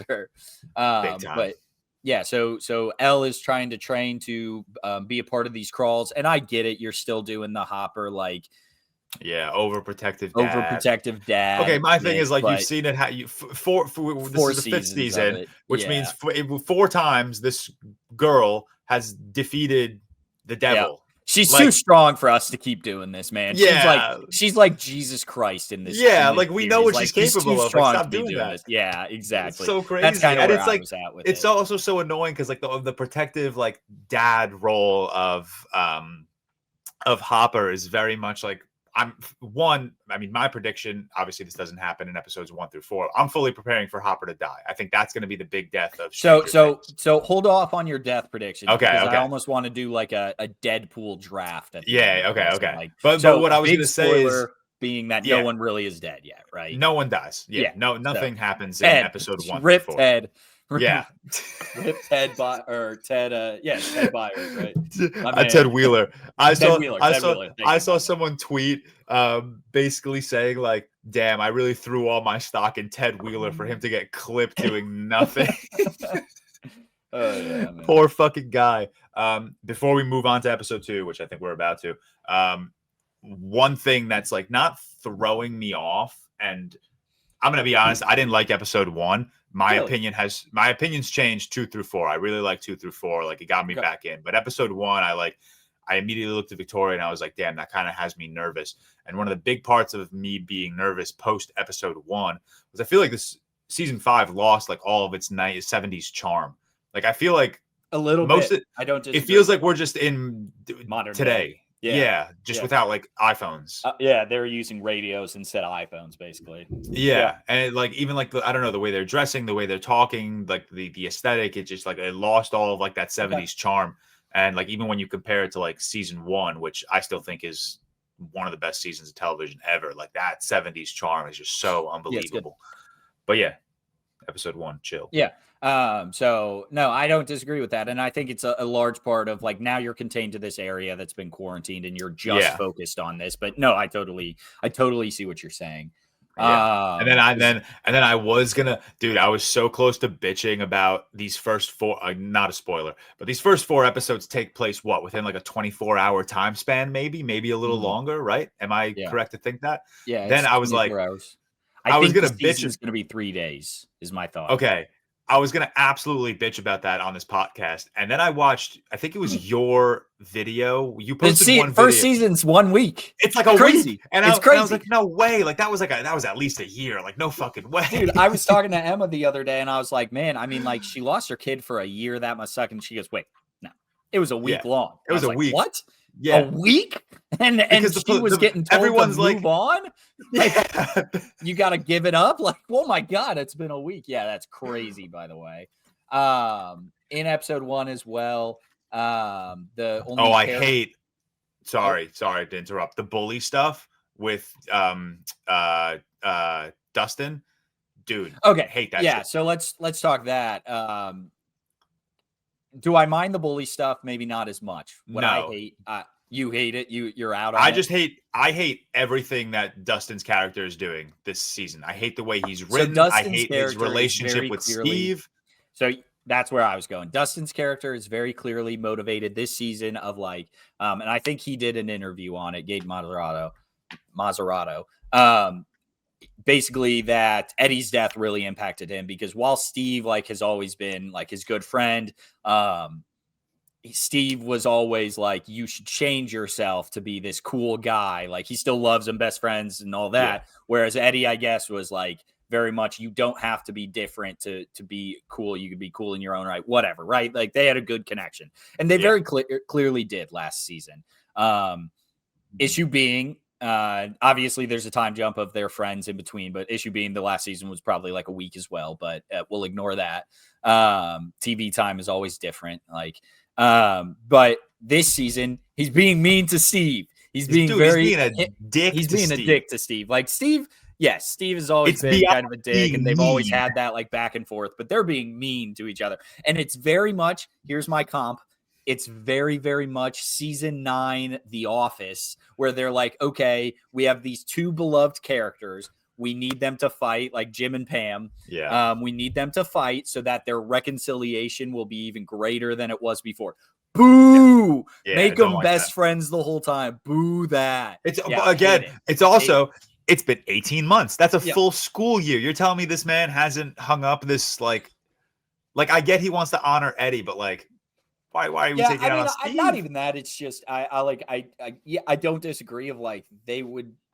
Don't you think they'd be fighting like earlier on in the 18 months? I don't know. It seems like they were pals like 18 months and now they start fighting. Because right at the start, Steve calls Dustin to help him out with something, and that's when you realize he's being a dick of like, I can't always help you out, like you idiot or whatever. And so like that would happen maybe a month after when they need help with something. And like, was he being nice up until this point? I don't know. That's another hard part of the 18 months jump. Yeah. Dustin was getting his shit rocked in the cemetery. And I was low key like, fuck yeah. Everyone hates the Jim and Pam arc. Why do it? Why do it in Stranger Things? Yeah. Just make them best friends, make them buddy. By the way, they don't go looking for Dustin at all. No. They're like, he's ditching us. He's like, yeah. Why would he do that? Dude, when would fucking what's shit kicked out of him? What's Caleb's character's name? Why am I forgetting this? Jesus Christ. Lucas is like, he's an hour late, and everyone's like, okay, let's just move on. Like, yeah. He's like the most loyal in this group for the first 4 seasons. Like he's literally in the first season, like reconciles Lucas and Mike's fight and Mike and Elle's fight. Like he is the guy. He's the glue guy of the group. It's like with everything that's happened over the last like 4 seasons, and you're just gonna like this dude could literally be dead with what's been going on. Yeah, it's crazy, absolutely crazy. And he's also integral to the van. Like that, he's the only one that knows how to work. He's the only one that knows how to operate this van. Anyone in 18 months? Yeah. Even his fucking what's older Byers' brother's name? He's like, I kind of know how to fucking do it. Jonathan Byers. Jonathan. He's like, I'll figure it out. But yeah, one thing to mention, like Jonathan and Nancy a little shaky here. I think it's going to end up, Nancy's not going to end up with anyone. Which, I agree. Is probably good at this point, but I'm still pro Nancy and Steve. Yeah. Fuck Nancy and Jonathan. Dude, I know. Well, this is like, this might be episode 2, 3. Okay, we'll talk that here shortly because I'm almost done. But basically they're doing crawls where Hopper hops on a vehicle in going to a military vehicle going into the Upside Down, sneaks on, and then they follow him in the right side up, like in a different van. Love that like idea. Really that cool. Like I love that. Like they can communicate as long as they're like right with his tracker near each other. I would have loved to see a successful crawl, like maybe at the start of the episode or something, like open up with that. Yeah. But so this crawl, obviously, like you start right on the show, it goes haywire. Well, didn't they make it a point to like kind of say like we haven't had a successful crawl? Yeah. Well, more so like they haven't found not I shouldn't say successful. Like they've never found anything. They've just been going and not finding. And they've always returned like untouched. Yes, exactly. Yeah. And the 31st or whatever number this is, they find something. A Demogorgon attacks them, which by the way, you get what I thought to be a very cool like POV shot of the Demogorgon just ripping people up. Basically, Will still connected to the hive mind, can see through the Demogorgons, but can't do anything about it. Basically just sees the Demogorgon ripping apart the military people. And then at the end sees the Demogorgon run to the Wheeler household. So person that I didn't mention when I was running through the cast, Nell Fisher, is on as Holly Wheeler. Holly Wheeler was awesome in the first season, is now the age of the kids in the first season. So she's 11 now, basically. She was 3 in season 1. Just so we know. Yeah, right. She barely walking. But yeah, whatever. Time jump for her. She was in Evil Dead Rise, I guess. Did you like that? Yeah. Yeah, that 5 stars. That's my favorite. I know you like Evil Dead Rise. I think she's great. I think she the whole like Holly Wheeler stuff might be my favorite stuff of this season right now. Like I love everything with her. I'm not as high on it, but good. I just love like everything from the start with like the mystery of like who's Mr. What's-It into like the reveal of who Mr. What's-It is, and then like everything that's happening with her and how I'm not gonna say who Mr. What's-It is because it's a spoiler, but like everything with like Mr. What's-It kind of like manipulating her mind to like think she's in like this nice lavish house. Like I really like that stuff. Like that stuff's cool. I think there's parts of this season. Did you guess that? I clocked that shit on who Mr. was. I felt so stupid. I genuinely was like, dude, who the fuck is that? We'll get to it. I had no idea. It's revealed in episode 2, but we'll get to it. So then Will like snaps out of the trance and like he's going to the Wheeler house. Demogorgon can now like rip holes between the Upside Down. I think it's because like the tear is so weak between the like now that Vecna's opened this like the dimensional tear is so weak. So the Demogorgons can like rip holes through the Upside Down to the right side up. And then it ends with it opening that hole in the Wheeler household, looking for Holly Wheeler. Holly is in this episode talking to an imaginary friend named Mr. What's-It, as George mentioned. So that's kind of like a thing throughout.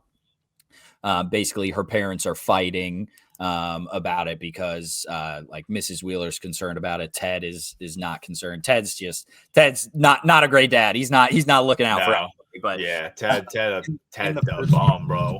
Dustin has a really funny line to Mr. Wheeler or to Ted Wheeler that's like, damn it, Mr. Wheeler, you're not useful for anything. And it's a very funny line. I forget exactly what.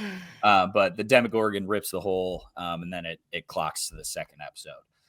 Any other thoughts on episode 1 that I might have missed? No. I think we nailed everything. Okay. So episode 2 opens up exactly where it left off. Demogorgon is ripping into the Wheeler household. Holly Wheeler, by the way, she gets whipped into a wall at one point. Smacked. Yeah, I said the same. Even classic. Miss Wheeler gets sliced up. Oh yeah, I'm fine. No So basically, the episode opens. Nell goes and hides. She gets thrown into a wall. Then she goes and hides with Mrs. Wheeler in the bathtub under the water. Fun, fine, whatever. Like fun hiding spot of like this guy doesn't know water. Get ready to learn bubble baths, buddy. And then the Demogorgon goes and looks elsewhere, finds Ted Wheeler, clocks his shit, just dead on impact. Destroys his shit. Dead on impact. Rip Ted. But then Nell and Mrs. Wheeler try to get out, or Holly Wheeler and Mrs. Wheeler, Nell's her real name, try to escape.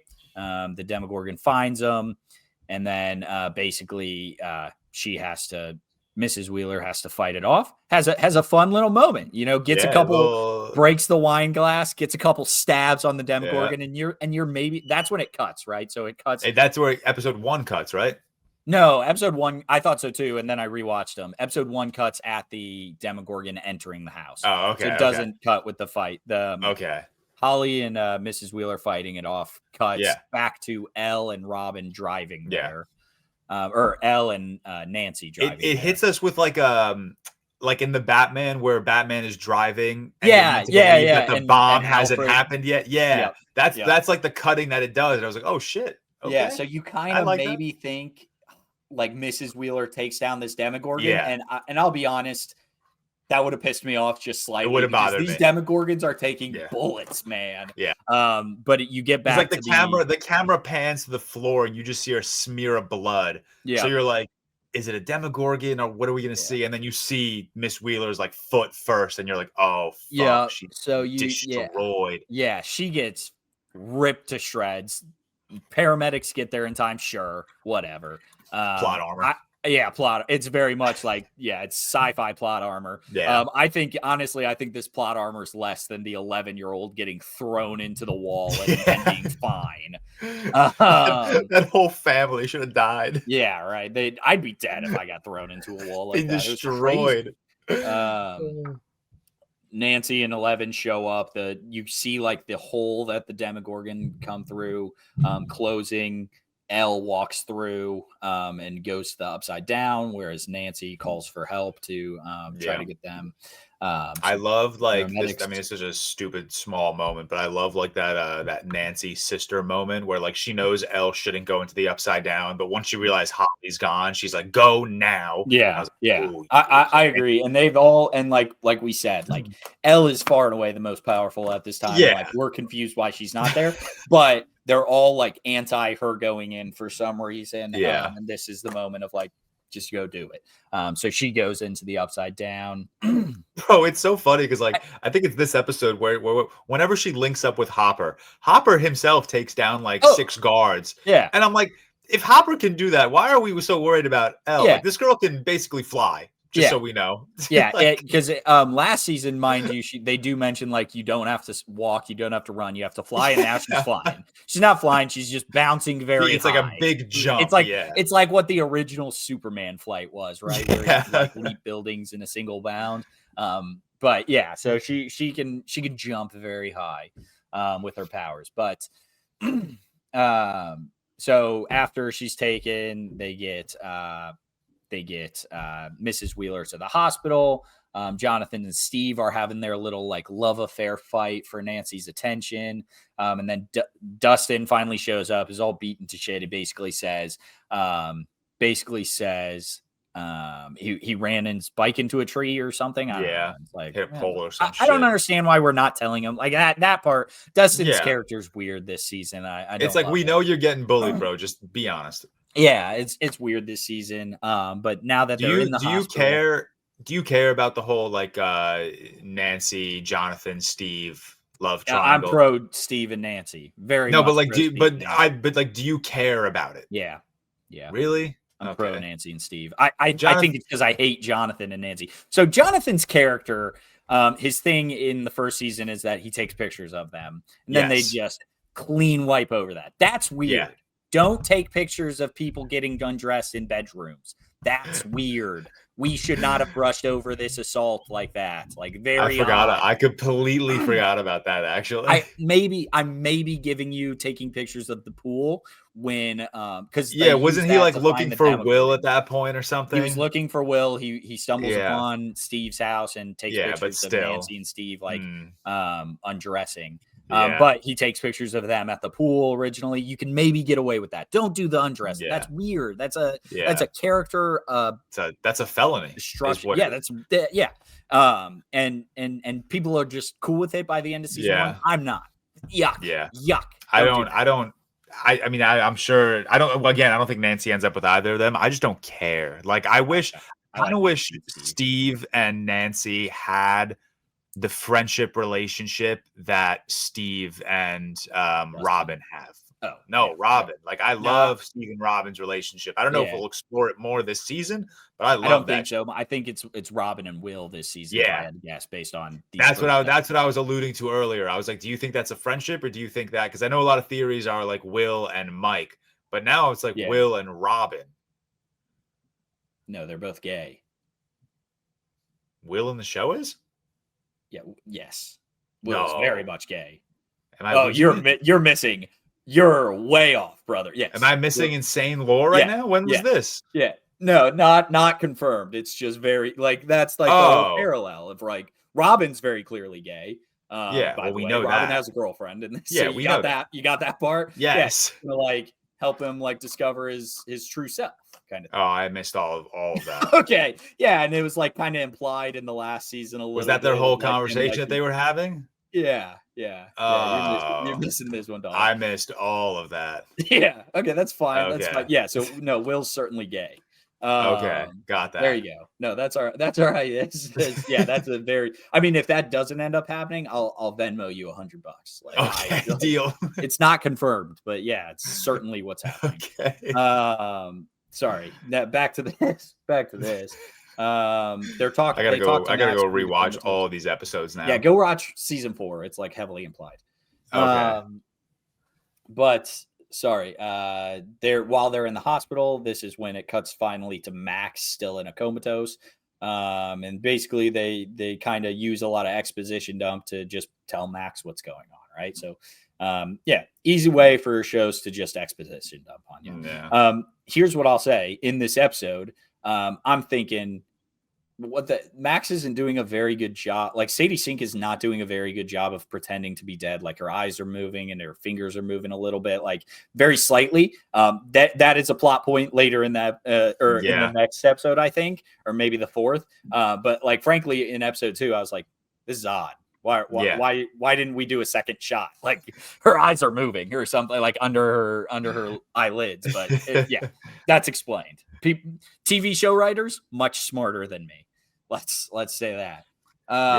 So, I guess Ted is hospitalized. He's dead. He was in a coma. Oh, really? No, he's yeah, dead. He's cooked. He's more than likely, but yeah, they mentioned that he's in a coma. Oh, okay. I missed that part. Yeah. So then basically they're trying to understand Nancy or Holly Wheeler's gone. They're trying to understand who Mr. What's It is, and all of that. Will and Robin start working together because they understand, like, hey, Will is probably like an antenna, like a connection to the Upside Down, and he's probably connected still to the hive mind, so he might be seeing through Vecna. So they go back to the playground that he had some visions in the first episode, where Nancy Holly. and Nancy and there's so many names to remember. Nancy and Mike are talking to their mom, kind of trying to understand who Mr. What's It is towards the end of the episode. Yeah. And then it's the reveal that Will was actually seeing Holly through Vecna's eyes. So like a 3-ception right there. Of like Vecna watching Nancy. And so it's revealed that Mr. What's It is actually Vecna in his Henry Creel form. So that's the big reveal. I had that immediately. It doesn't sound like George did. We'll talk a couple big reveals. Clearly I'm missing a lot of shit. It's all right. We'll talk a couple big reveals that happened that I clocked well, I guess Emma clocked a big one so early on. I'm going to ask you, like, the episode 4 reveal. Emma like had that. Oh, no way Emma clocked that. Yeah, she had that shit. No chance. She had that shit quick. I was like, no shot. But my question is, I guess, like, if you're able to guess like what's going to happen, is that good or bad? I think it's fun, but also I'm like, okay, is this so easy that we shouldn't get it? I don't know. I had fun. Yeah. But I don't know. If they, like, let's say they hid Mr. What's It for like 4 or 5 episodes and then revealed it was Henry, I'd be like, oh, that's boring. But yeah, since they revealed him in episode 2, yeah, so it's like, oh, okay, like, who gives a fuck if you predicted that? Like, that's the intention. Yeah. So he's basically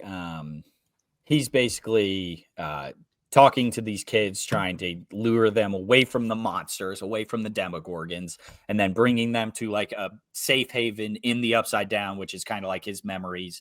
So you see Holly at the end of this episode is in the house that Henry Creel lived in Hawkins. Yep. He's at the Creel murder house, basically, is what it is. I'm trying to think. This episode was the shortest of the 4. I think that's mostly it. It's the big reveal of Mr. What's-It being Vecna. You get Will and Robin together a lot. Will catches Robin kissing. My bad. Will catches Robin kissing her girlfriend, which I forget her girlfriend's name. That's such a relationship. They're just kind of like, they don't even care about. They're just like, hey, it's happening, and we're not going to do anything with it this season, but just know it's happening, kind of thing. So Will sees that, and then like they start connecting a little bit because again, Will is very heavily implied to be gay. But who knows? I guess who knows? That's not confirmed, George, so you might get my ass, but I'm fairly confident. I mean, listen, maybe my radar is just off. Maybe they were hints that I just like am overlooking. Yeah, you missed that one, hella. I mean, I definitely like remember the conversation between him and Robin, like in the tunnel talking. Yeah. I didn't catch that. I think it's like he's not saying it. I think it's just him. Like, yeah. That's just by me being stupid, more than likely. Episode 3, the Turnbow Trap. So this is where you get introduced to the kid that got a character poster, and I said this kid's dead right on impact. Had a nice viral tweet about him being dead. Wait, who? Derek Turnbow. The dipshit Derek. Yeah, dipshit Derek. Yeah, the guy who tells everyone to suck a fat one. Yeah. Yeah, crazy kid. Yo, he's still kicking it. Yeah, he's still alive. They posted a character poster for him, and I was like, this guy's dead. This guy's dead. But he's still alive. So Derek Turnbow. They set what they call a Turnbow trap.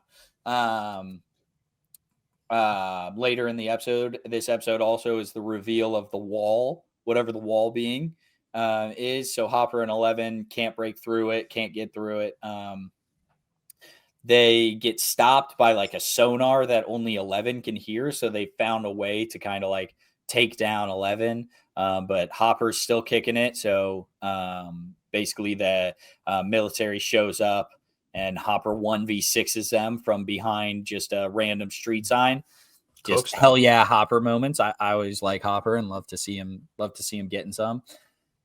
So they have their little fight with them. They capture Lieutenant Akers is his name and interrogate him. And it's basically just like a mind interrogation, but they discover something is at the military base, which, by the way, there's a military base in the Upside Down. Like the military is fully set up in there in these 18 months. So they find that there's a door that L can't see behind because Lieutenant Akers doesn't know what's back there. And that's kind of their crux for the next couple episodes, is figuring out what's behind this door. Which we'll talk in the next episode when it's revealed. So they learn about Dr. K as well, who's kind of this season's Dr. Brenner. Dr. K being much more ruthless. It is played by the original Terminator actress. Help me out. Not Sarah Connor. Yeah, it's Sarah Connor, right? No, I know. I'm just saying her name. It's Linda Hamilton. Linda Hamilton. Okay, yeah, my bad. Linda Hamilton is Dr. K. They think Vecna is behind that door. That's their guess. I think most people were probably like, it's probably not Vecna, but who knows? Maybe. Will, Nancy, and Mike learn that Holly was claimed by Vecna in the last episode, so they know that, and then also Will knows that Derek Turnbow is the next victim because he sees him in her memories, which they in season 2 they called their now memories. Yeah, they come back to that. A lot of callbacks. They use a lot of D&D pieces in this, but so many. It's very heavily back to like the Dungeons and Dragons. Yeah, I've been seeing so many people tweet like, if this show actually ends, the kids just playing D&D and it never happened, I'll freak out. I'll be so mad. I was going to ask you at the end of this, like, what's your opinion on that? That's awful, by the way. That's terrible. A horrible, horrible ending. Don't do that. Don't do that. Please, Duffer Brothers. Change it now if you're listening to this. Do reshoots. You have a month. No. Yeah, you have a month. So by the way, Murray this entire time is kind of smuggling in things and in and out things, and smuggles down like a bunch of talk about a character I did not Murray. Expect to see back in Shout this out season. I like Murray. You know, I like he's awesome. But yeah, shout out him. So he's like kind of their smuggler in and out of Hawkins. They have to figure out a way how to basically knock Derek Turnbow out. In order to have the Demogorgon come look for him so they can capture not capture the Demogorgon, but place a tracker in the Demogorgon, basically what they had on Hopper and how they connect the upside down to the right side up, basically. So they set what's called a Turnbow trap. They call the Turnbow trap at the Turnbow house, hence the episode title. Erica goes in, which shout out Erica coming back. She's so funny, man. She's on Demon Time again. She's hilarious. Such jokes. I love Erica. Erica could so very easily be like the annoying character that just is cracking every joke possible. She's awesome. I love her. She's funny. Yeah, I love her. So she goes in with cake and makes everyone eat it, except her friend at the time, or not friend, Derek's sister, and just stabs Derek's sister with a syringe to knock her out. Doesn't even give a fuck. It's just like, I got she was excited to do that. They were clearly like in a little friendship argument. She was waiting to pick her. Waiting to do that. Yeah. So they knock out the entire Turnbow family, which explaining this one at the end would be rough. But they make it seem like Derek's in his bed. The Demogorgon does the same thing to Holly Wheeler, rips into because I guess what it is they can see the thoughts of Derek, so they knock him out, making the Demogorgon / Vecna think he's asleep. Is the whole idea. The Demogorgon goes into his room, breaks a hole through the house, and then it's revealed, hey, it's not Derek, it's a minion or whatever. I don't know, stuffed animal. I can't remember what's in the house.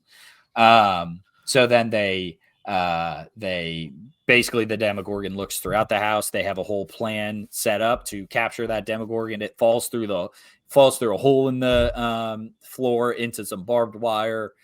These Demogorgons, again, they are taking every bit. Dude, possible. They're taking hits, bro. Nancy, shoot him down, Wheeler, back at it. Is the only one willing to just put a trigger to someone. Like the memes are so funny because she's just killing. She's shooting anything that moves, man. So she's got the sawed down shotgun again and shoots the tracker into the Demogorgon so they can track it. And yeah, you get a fun little like group fight scene against the Demogorgon. The thing is chasing after them. I think the plan ultimately works, and then it fails because it starts coming after Will. Yeah. Actually, Derek wakes up is what it is. So then the Demogorgon finds where Derek is in this barn or wherever, and Will is like, it's coming for us. So then they have another fight scene with the Demogorgon. I forget how they beat it this time. I watched the episode twice. And Steve hits him with a car. Yeah, that's true. Steve hits him with a car. Shout out Steve and Dustin run him over, and then they run him over. They see him getting up, and then Dustin's like, "Back up!" And I was like, "Why wouldn't you hit him again?" Yeah, that's fair. The Demogorgon then runs off to the upside down. This time is finally like, again, fell into barbed wire, got shot a couple times, got axed a couple times, got hit with the car. So they're not invincible, but they're freaking strong. Barbed wire, that hurt me. I felt that bad hurt me, dude. I felt bad for the Demogorgon in that scene, man. He was taking a beat and then falls into the barbed wire. I'm like, damn, man, that's gotta hurt so bad. That's tough. So now splits another rift into the upside down, and this is where I think you saw it in the trailer, but it's Nancy, Jonathan, Steve, and Dustin. They're in the car and they're like, let's go. And they go through the hole into the upside down, which I'm a big fan of. You then kind of come back to Holly, who's in the Upside Down, and she got a message from Henry at the time. Like it basically, did you get this reveal at least? Like this one I clocked as well. That it was not. My bad. You clipped that it was her. Like once you saw like the message. That was my Really? guess. Yeah. So the big reveal is that she gets a message saying it's from. I mean, Henry I obviously knew it wasn't Henry, but I didn't know it was her. Okay, that's fair. Right. So my friend, I said I was watching it with Andrew. He watched the play, and the play revolves around Bob's sister a lot as like a love interest to Henry Creel. So he kept trying to guess like Bob's sister was going to show up. It was so funny. Like every reveal, he's like, "It's Bob's sister." And it never was. It was a very funny thing. But she gets a message saying to come to the woods, where Henry said, "Don't ever go to the woods." But the message is from Henry. It's signed as Henry. She goes to the woods. And then it's revealed that Max is like in Henry's subconscious living in the woods. And that's the big cliffhanger to episode 4 or episode 3. Shout out Sadie Sink. Love her being back. Wait. Is this the one that you said Emma predicted, or are you talking about the next one? No, the next one, which is crazy. I didn't get it. No She clocked this, man. Emma, she clocked it before the season started. Emma's a great gal, but she might be full of shit right now. There's no way. Dude, I have TikTok comments proving it, dude. Because someone commented on my video saying it, and I said no shot, and she replied to that comment saying, "This is what I think," or something like that. Dude, she's crazy. It's absolutely mental. So moving on to episode 4, Sorcerer. You pick up Hopper and Elle trying to get into the military base. They're trying to get behind that door that we mentioned earlier that they can't see. So that's where they start. Max explains to Holly kind of how she's here. Basically, at the end of last season, Elle saved her, but she died for like 10 seconds. Elle saved her. Yeah. She's in a coma, but she's like trapped inside of Vecna's brain. She was kind of, you see a similar scene to her just looking around, trying to find her way out. They've been playing basically like as they sit with Max, they've been playing Running Up That Hill. So that like if she's in there, she'll find her way out. And she does. She finds her way to where Vecna had everyone last season, like in the Upside Down or maybe in Dimension X again, something from the play, a different area or whatever, who knows. But she finds her way out. She sees it. She's running towards it. And that's when the song, of course, ends, which, by the way, if you've listened to this song a million times, you know it's about to end. You got to get going, man. But that's a different issue. So the song ends. She basically is trapped there again. And so that's why her like eyes are flickering and her fingers are moving a little bit because she was getting closer to being back. But the song ends and they have to rewind it because this is, like George said, maybe it's not all 70s. Or all 80s. This is the most 80s thing of they have to rewind the full song. They don't have just restart kind of thing. So she does not get out and kind of explains that after she runs from Henry into this crater in like rock formation, and Henry is terrified of it. Like, which by the way, that's not explained, right? No. Okay. Like why he's terrified of it? Yeah. No, we don't know. Jamie Campbell Bower they very clearly do this season. They're like, hey, we're not going to make you sit in the makeup chair. Every single episode will let you be in your human form when you're in your own memories, which last season they just made him be in the makeup chair every time, I'm sure. This season he's just in his human form, so good for him not having to put on that full Vecna outfit. Yeah. But I think this like the only time he gets a real chance to like show he's a good actor. And I thought he did a really good job like portraying this fear that he has. So like I think he did a really good job with that. But he's like clearly very terrified to go into that rock formation. So that's how Max escapes him. This does very much have the classic just like TV trope or movie trope of like all-powerful villain can literally capture you just by like he has the Force. Yeah, he can just capture you. He can knock you over. He lets you run away and lets you get to this place that he's terrified of. You know, it's TV plot. Yeah, Who cares? Yeah, but it's just very funny. Like why's he let her run for that long? You know? Yeah. One second, Dad. Give me a sec, George. You take over for a second. Where did we just end? We were talking about the Max. Then still in episode 4, military. The military basically takes all of these children who they think are potential victims. And then this is where like the whole hilarious. I thought this was funny as fuck. Like escaping the children through like the vent. I'm talking about the bathroom sequence. Oh yeah, they're that's kind of trying to like escape the kids through the bathroom. Found it hilarious that 3 armed guards couldn't open a door against 2 scrawny children. Yeah, not very strong children by any sense of the word. They're looking like me on a good day. But yeah, that was funny. You want to keep going or want me to take back over? You could take back over. All right, yeah. So they're getting kids out, and this is where kind of all hell breaks loose, right? This is towards the end of the episode. Steve, Dustin, and Nancy, and Jonathan are in the Upside Down, and Dustin discovers that basically this wall circling Hawkins, he does some math. It's classic movie math of like, I triangulated these points because I paid attention in algebra 2, and basically finds that the center. It's real math. I get that, but like, I don't know. But it's like I don't believe no one Dustin just casually has that off the top of their head.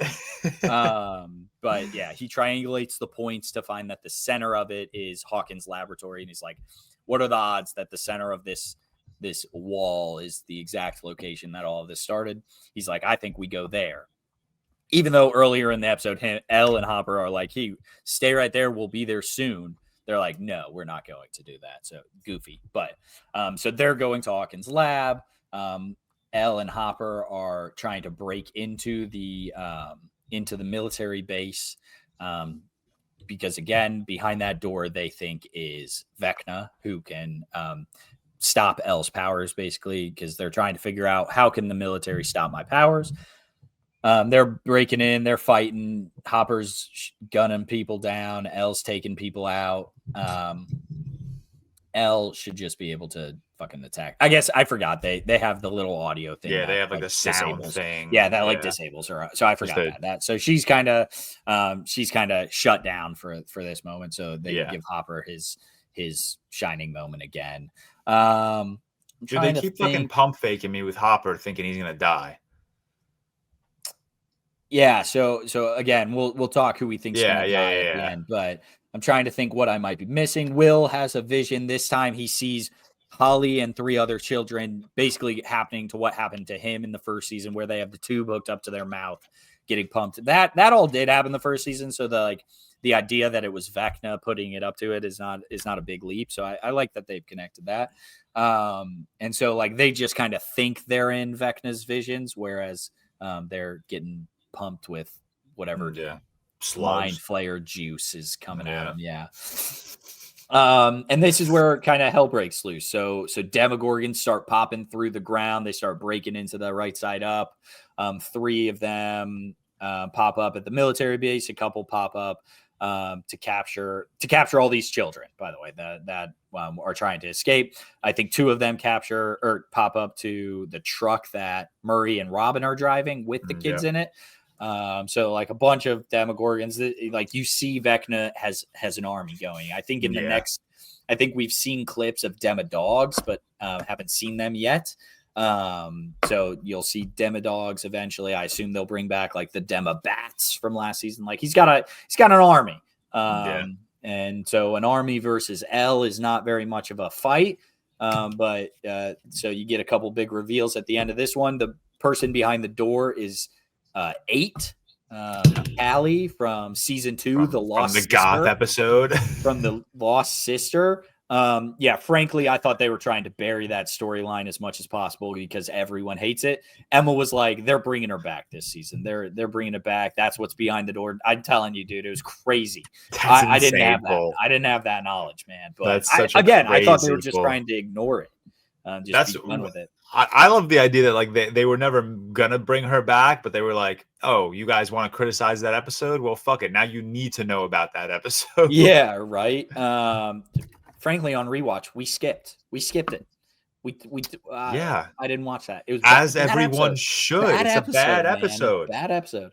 Like, I don't care if it and comes it's just back. a It's still weird side. It's bad like episode. it's a weird side quest episode. But Yeah. then the Demodogs are basically killing a bunch of people, fighting, and this is where you see Vecna, like truly Vecna, not Henry. You've seen Henry Creel throughout this, like Jamie Campbell Bower in human form. Vecna jumps through. That was tough. And it's supposed to be like they mentioned it's supposed to be like the end of Rogue One almost.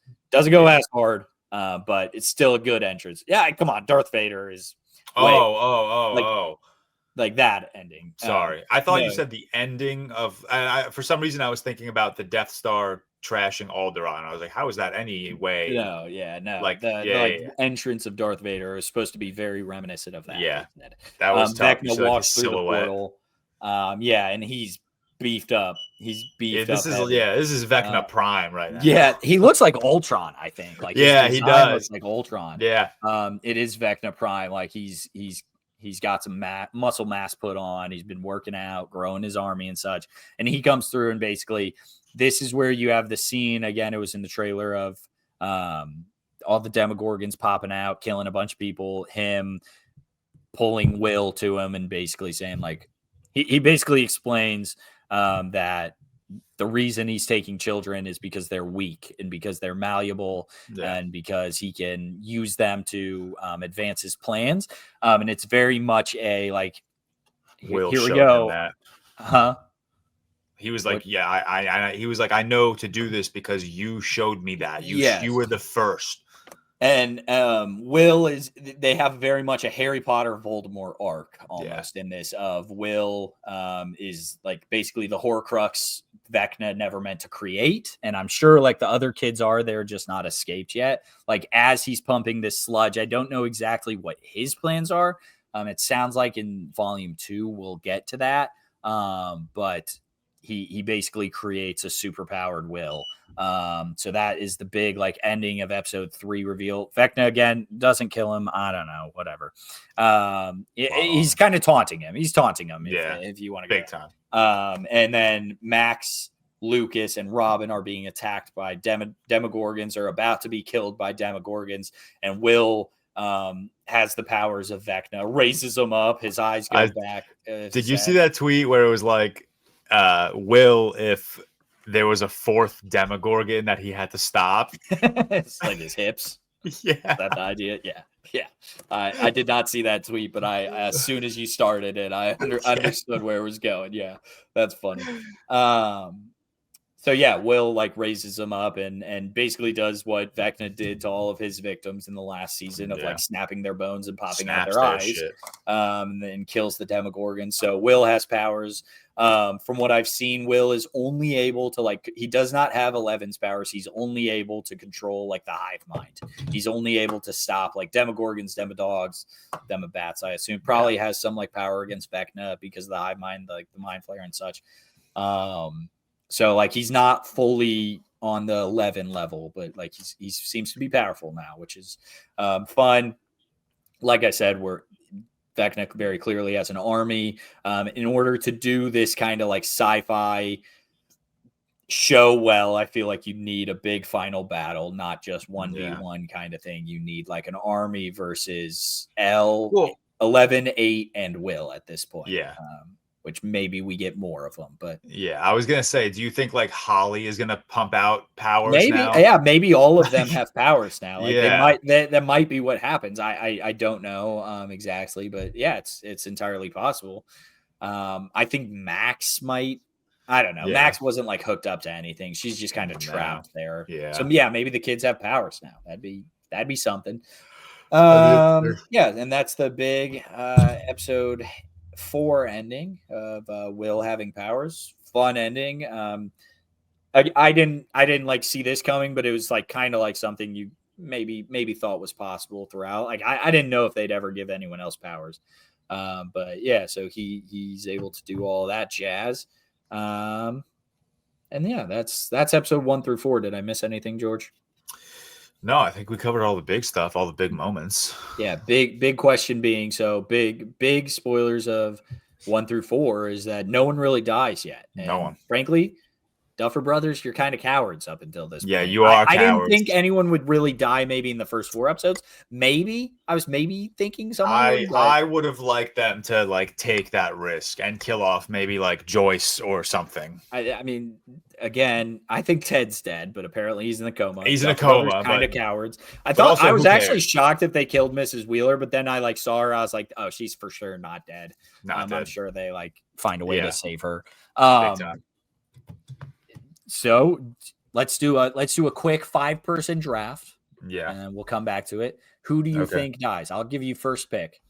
Okay. I think first pick I'm going with Will.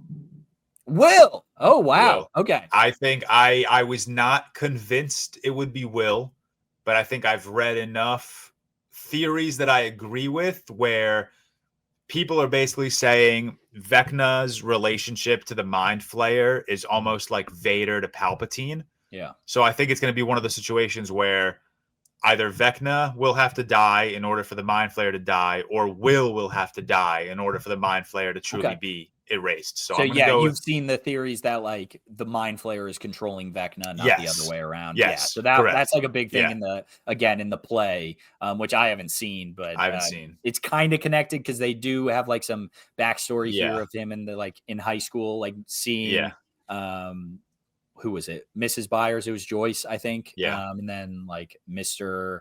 Harrington. Yeah. Yeah. So like it's kind of connected. It's tying in a little bit, but so the big question coming from it is the Mind Flayer controlling Vecna, or is Vecna controlling the Mind Flayer? Because the show heavily implies Vecna is controlling the Mind Flayer. The play is heavily stated that it's the other way around, I guess. Yeah. So I also think now we've established that Will and Elle are very powerful. Obviously, Will not as powerful as Levin. I think one of them is just gonna. I mean, doesn't have to, but I feel like one of them is going to make the sacrifice. Yeah. You know, like pushing their body to the limit where they can't handle it and they die. So yeah. And between the two of them, I think it would likely be Will. Okay. I think my quick pick, I think, is the easiest to kill off is Hopper. I think that's my 1-1 of like, I think they'll give him the hero sacrifice. And my thought is he's not a kid. I think kids' deaths are what they're afraid of. That's my like thought. I'll never draft Holly. No, Holly's fine. Holly's fine.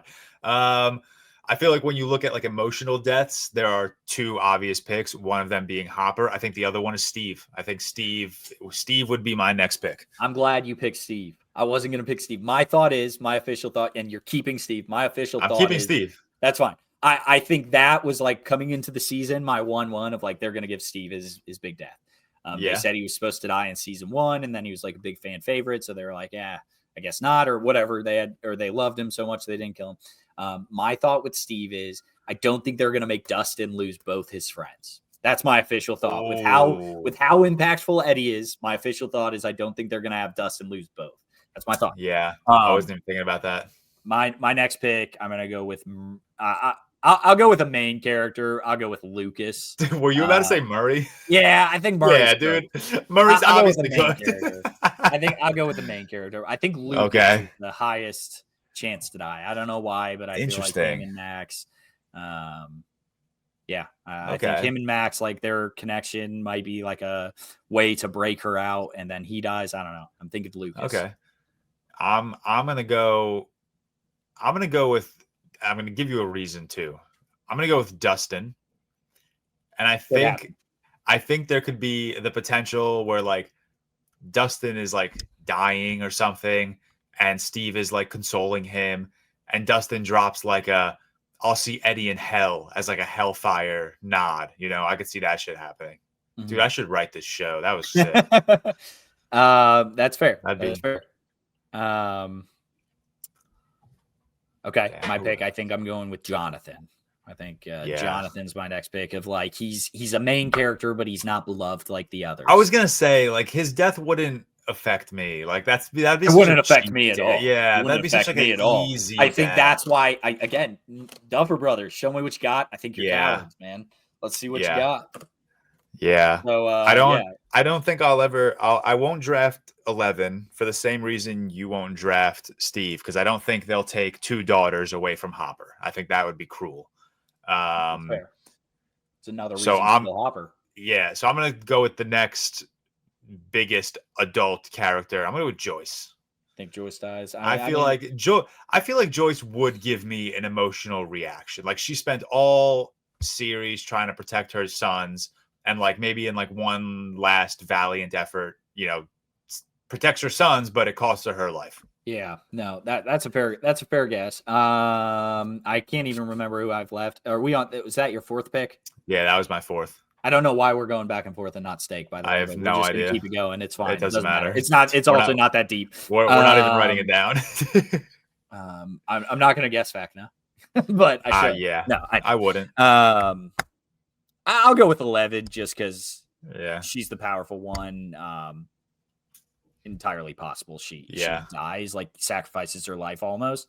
But also, I don't think they'll really kill any of the kids except actually I don't think they'll kill Max either. I don't know. You're gonna have to take someone from the main cast for your last pick. Yeah. But, maybe 11. Maybe it's my guess. Yeah, I'll go with. I don't know. I don't know. Like, I think it's interesting. Neither of us have picked Mike yet. I don't know why. I think he's the main guy. I don't think you care. Yeah. Who cares about Mike? I don't give a fuck about Mike. Yeah. I mean, cool. Glad we're on the same page. Yeah. I don't give a fuck is a bit aggressive. I just don't care about him as much as I care about like L right now, or even like Lucas is my favorite of the bunch. I love Lucas in this series. Yeah. Man. And Emma told me that was crazy, but I really like him and Max in the last season. I think and I think it might just because I like Sadie Sink so much. Like I think she's fantastic, but I really like Lucas. I'll go with like another maybe sacrificial death as my 5 spot. I'll go with Nancy. Maybe she does something to sacrifice herself for Holly. Mm-hmm. That's very possible. Yeah. And when she's putting, because I don't think it's. I mean, that last pick was either Nancy or Robin, and I just don't.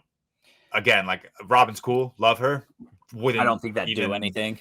It would do nothing for me. Yeah. That's Whereas fair. like Nancy, if she goes out protecting her little sister, I'd be like, oh, that's fucked. Yeah, that's fair. I think for me, I'll take Mike. Just as like I'm not gonna again. The draft changed halfway through of like what main characters do you think will die? Yeah. Because frankly, I think Murray's cooked. Murray's dead. I think Murray's dead for sure. But yeah, I think I'm wrong about that. I think the bully will die in like a funny way. Where like by the way, last season, the bully, Jason, maybe I don't remember his name. Gets split in half. Remember that? By the rift. Yeah, the rift opens. The rift like opens him up. It was like wild. I forgot about that until I rewatched they had it in the season 4 recap before episode 1. Okay. And I was like, that dude got beat the shit out of killed, man. Yeah, torched. So is there any Wait. Does dipshit Derek survive? I think so. He's a child. I think he will. Yeah, we'll see. They gave him like a nice little like 2-episode arc where he was a douchebag and then he was like helping him out a lot. Yeah, that is funny. I forgot. He might be cooked. But there's no real like new character this season that they bring in to kill. Here's Dr. K is dead for sure. That's my get. Like the 8's probably dead. 8's probably dead. But like we're not guessing them. We're guessing like main characters who could die. Okay, so Volume 2 releases December 24th, 8 p.m. So Christmas Eve. Crazy, by the way. I got plans. But we'll be together for the finale. Oh shit! But it sucks. So I was thinking we could watch it in the morning. No offense. Oh, does it drop at 8? It drops at 8 p.m. Fuck you, Tyler. Like, come on, man. I thought you were gonna say "fuck you, Duffer Brothers." No, Tyler getting married on Stranger Things release date. Come on, no way. We can watch it the next day. But yes, we will be together. That's awesome. No, dude, we could watch it at 1 a.m. Hammer. Yes, even better. Like, come on. That'd be great. So episode 5, Shock Jock. Episode 6, Escape from Camazotz, and episode 7, The Bridge, releases December 24th. Any predictions? Any fun thing you want to see, or nothing major? No, I mean, I think the biggest prediction, or the biggest, I mean, I'm not going to claim it as my own prediction, but the biggest theory I do think is that the Mind Flayer is like the source of control. I think that's going to be like the big reveal. And then obviously this is very much like a Game of Thrones season 8 kind of thing, where it's like, who's going to die? Like, who are we waiting on dying? Yeah. And I think, Yeah. I mean, if we don't do a draft, I do think my top 3 would be Will, Hopper, and Steve, but we'll see. I think my top 3 would be Hopper, Jonathan, Will. I think one of the buyers is dead. I agree. Yeah. I do think one of the buyers is dead. But this would be an epic Game of Thrones callback if like Steve like becomes the villain and like raises, and then like Dustin has to kill him at the end in a loving way. That would be an epic Game of Thrones callback. But next episode, do you know who it's directed by? No. Oh, we didn't talk about episode 3. It was directed by Frank Darabont. Okay, my bad. I thought all first 4 episodes were directed by the Duffer Brothers, but no. Episode 3 was Frank Darabont. Episode 5 is that Frank Darabont. That was my question. Oh, really? He did 2? Yeah. Oh shit! Yep. I thought he only did 1. Okay, sick. My bad. He's dope. Back, baby. Episode 6, Sean Levy. Which, by the way, Sean Levy has done the best episodes in this series. I'm still not saying he's a great director in movies for sure, but he has done the best episode. That's your king. Yeah, that is my goat. But yeah, so I'm excited. Let's get back to the main episode. Yeah, let's run it. Yeah, I'm excited for you guys to watch the finale at Drunk, like you said. Did you hear that? Yeah, we're doing one. Did you hear that? Tyler? Yeah, no. I thought Cam was gonna be like, "Fuck you, Duffer Brothers, for releasing." Cam's gonna be drunk on the dance floor at like 11 p.m. and go up to the DJ and be like, "Have you heard? Like, can you play Stranger Things?" He's like, "Oh, you want to hear the Stranger Things theme?" He's like, "No, let's just fire up that episode. Play the movie. Get the projector going." I am certainly asking the DJ to play "Running Up the Hill." That is for sure gonna happen. I get hammered and see everyone's reaction, be like, "I gotta watch." At least we'll be at a wedding, so we won't be on our phone. So even if we don't watch it right away, we're not looking at spoilers. That's fair. We'll watch it right. Yeah, you got to pay the $720 surcharge for the heated pool, and then you could watch it from the pool. Yeah, the $720 for a heated pool is crazy. Yeah, George, your Airbnb. So like which I've never seen Airbnb's offer, which is cool in general. They have like a list of like 20 things you could like upcharge. It's like we could stock the fridge for you for $65. We could do all these other stuff. All of them are like under $100, and they're all like kind of nice things. And then it's like we can heat the pool for you for $720. It's like, whoa, that's a concern. It's great. Probably because they know that's probably like the only thing people ever want. Yeah, like that's the big amenity. Yeah. But yeah, when it's like stock, they're like, we'll fully stock the fridge for $65. I'm like, that's not a bad deal. And it's like, or $720 heat the pool. And it's like, okay, whatever. Yeah. But yeah, no, excited for that. So Tyler, I was going to ask you, should we rent a car? You think it's easiest to rent a car? Definitely should rent a car. I rented a car, George. Did you? Yeah, I rented the car. Definitely should. You guys are staying like 15 minutes from downtown, so you don't want to be walking there. I figured we'd Uber so much it would cost the cars more. Yeah. It was not really that bad. Rental cars are always sneaky, not expensive at all compared to like when you add up Uber. When you start adding up Ubers, it's always the fiscal hard choice. Yeah, it's a SUV it fits all. It'll fit 7 technically. If we're with Tyler and Riley, we can fit 8. You know, if I assume they'll be doing stuff. You got your Airbnb is closer to my house than you are to most of the places we'll be going, so it'll be really easy to do everything. Okay, perfect. Yeah, and anything you guys do without me would be without Riley too. So then you'd all be able to fit in the full SUV. So well, we're not going to do a Zootopia 2 review this week because Cam wasn't able to go out and see it, but it is worth mentioning. Zootopia 2 is estimated to pass $520 million this week in global box office opening. The first film total made just over $1 billion. This one seems like it's going to soar past that. I did not know Zootopia had this kind of game. Most of it is international, to be fair. Like it's the first. No, Zootopia has motion, bro. It's the first. It's a good movie to pass 100 million in one day in China. In one day, bro. Like it beat Endgame out. For China's the big player here that's really pushing it up. But it's the biggest global I didn't know opening Zootopia had motion like that. Right. I didn't either. But I mean, the first one did really well. I really like the first one. I'll be seeing the second one. That's why when I texted you the other day, Cam, saying, did you see it? It wasn't really like a for the pod. It was more like I was curious, like, were theaters like insane? Just because like it seems like these ticket sales are crazy. But I forgot. Biggest global opening for an animated film ever.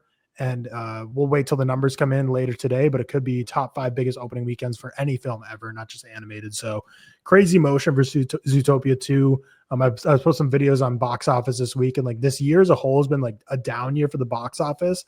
But with Wicked for Good breaking records last week, and then immediately like 5 days later, Zootopia 2 is like, that was a cute record you guys just broke. We're gonna take that right away from you.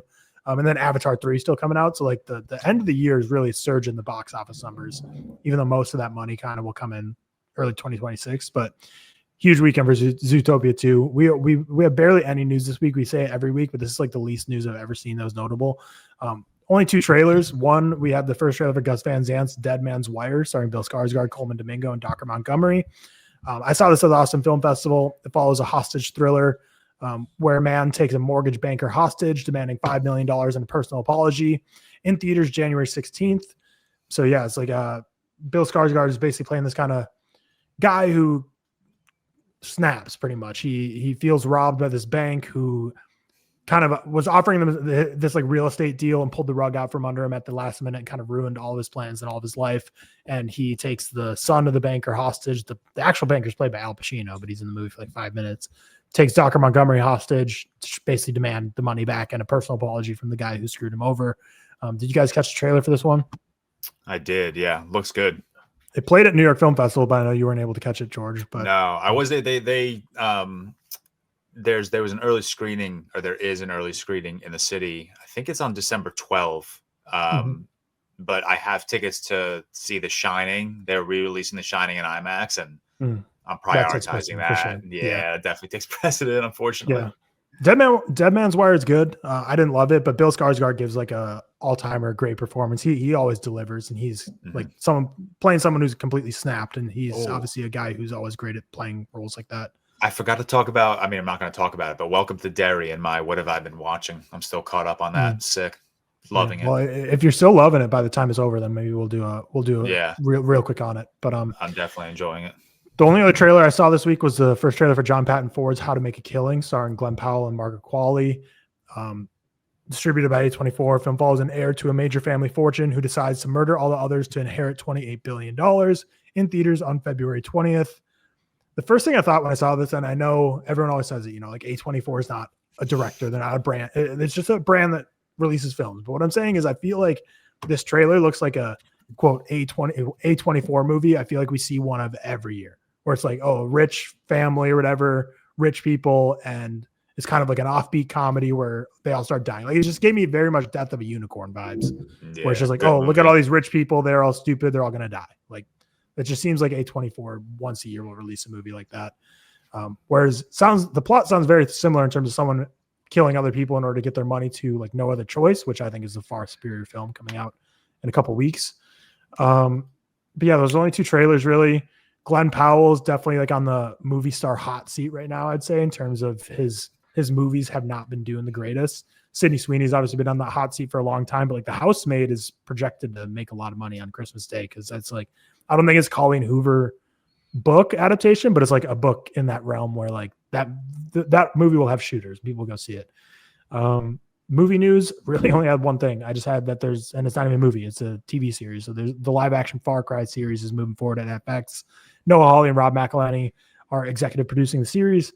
And it's going to be an anthology format with a different cast and setting each season, which I think sounds really fun if they pull it off. I think anthology for something like this, where it's a video game series where each of the games aren't really connected. I only played like a couple minutes of each one years and years ago, so I don't have like an attachment to them. I know there's a movie in like 2000 that has a cult following, but I think it'll be fun. It's basically, a video game series where one way or another you kind of get kidnapped by a group in some different setting and you have to escape. And I think that could be fun for an anthology series.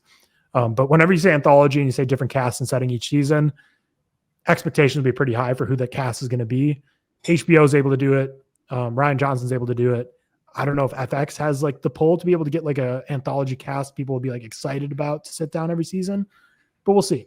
But that was really it for the episode this week. I mean, I say that was really it. It was a great episode in terms of the Stranger Things. I really think your guys' conversation was super great. I know you said you were only going to talk for like 30, 45 minutes, but it ended up going much longer. But I think it was like a very good conversation. And I appreciate you guys picking up the slack for me this week as I was driving my car for the entire week and not able to watch literally anything. So appreciate that.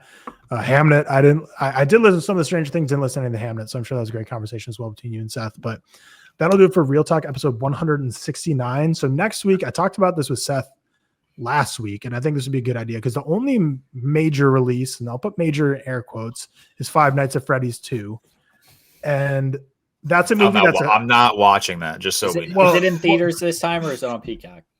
First one was Peacock. Theaters.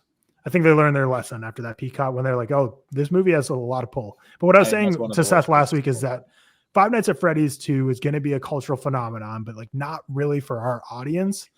But this weekend, the big release for our audience is Kill Bill, The Whole Bloody Affair is getting released in theaters. So I think if we did next episode, just a Kill Bill double feature review, and that's an easy one because Cam or whoever, if you're not able to go out to the theater and see it in theaters, just watch Kill Bill 1 and 2. And I think our viewers would like Kill Bill 1 and 2 podcast episode way more than a Five Nights at Freddy's 2 and nothing else. So are we in next week? Main episode is just going to be Kill Bill 1 and 2 review. I'm fine with that. I'm fine with that. That's like the only release. Yeah, I mean, it's either that or Five Nights at Freddy's 2. So not watching that. Did you see they're like releasing like never before seen cut like through Fortnite or something like that? Of Five Nights at Freddy's? No. Kill Bill. Okay, give me a sec. Maybe I got discussing film. Timeout or discussing fish. No, I don't doubt it because like One Battle After Another was very serious with their tie-ins to Fortnite. And like Paul Thomas Anderson came out and said they were like planning to like add much more lore to the. It was a verified account, but now that I'm thinking about it, like anyone can get verified. Yeah, discussing film. This is 2.6 million.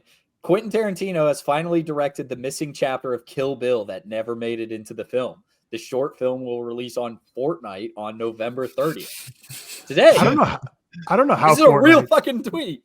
I believe you because Fortnite, I don't know how they have that pull. I mean, I know how they have the pull, but like it seems like the audience is not the type of audience that would like Kill Bill and One Battle After Another. So I don't know why these move-ins are doing like exclusive tie-ins. Like do a Five Nights at Freddy's 2 tie-in to Fortnite. There was like a Fortnite Portals thing that was released yesterday of like them doing a portal scene, but it was like every IP that they have. Like it starts with Iron Man, but then like Superman pops out, Godzilla pops out. Like they have every IP possible, man. Fortnite's going crazy. What a game. What a game. Well, that'll do it for Real Talk episode 169. Next week, I guess that will be Kill Bill. We will see you all on Thursday for Real Quick. And then Friday this week, the real Patreon episode is going to be Transformers. So if you want to join the Patreon and get to hear us review Transformers, as well as all the other 95 episodes we've done, plus get access to the Discord, all kinds of stuff, go ahead and check out our Patreon in the description down below. Shout out to our executive producers once again, Cody Whitney, Ollie Powell, Stefan Johnson, and Cole Beaver. Thank you all for supporting the show every week. And with that, we will see you all on Thursday. Peace.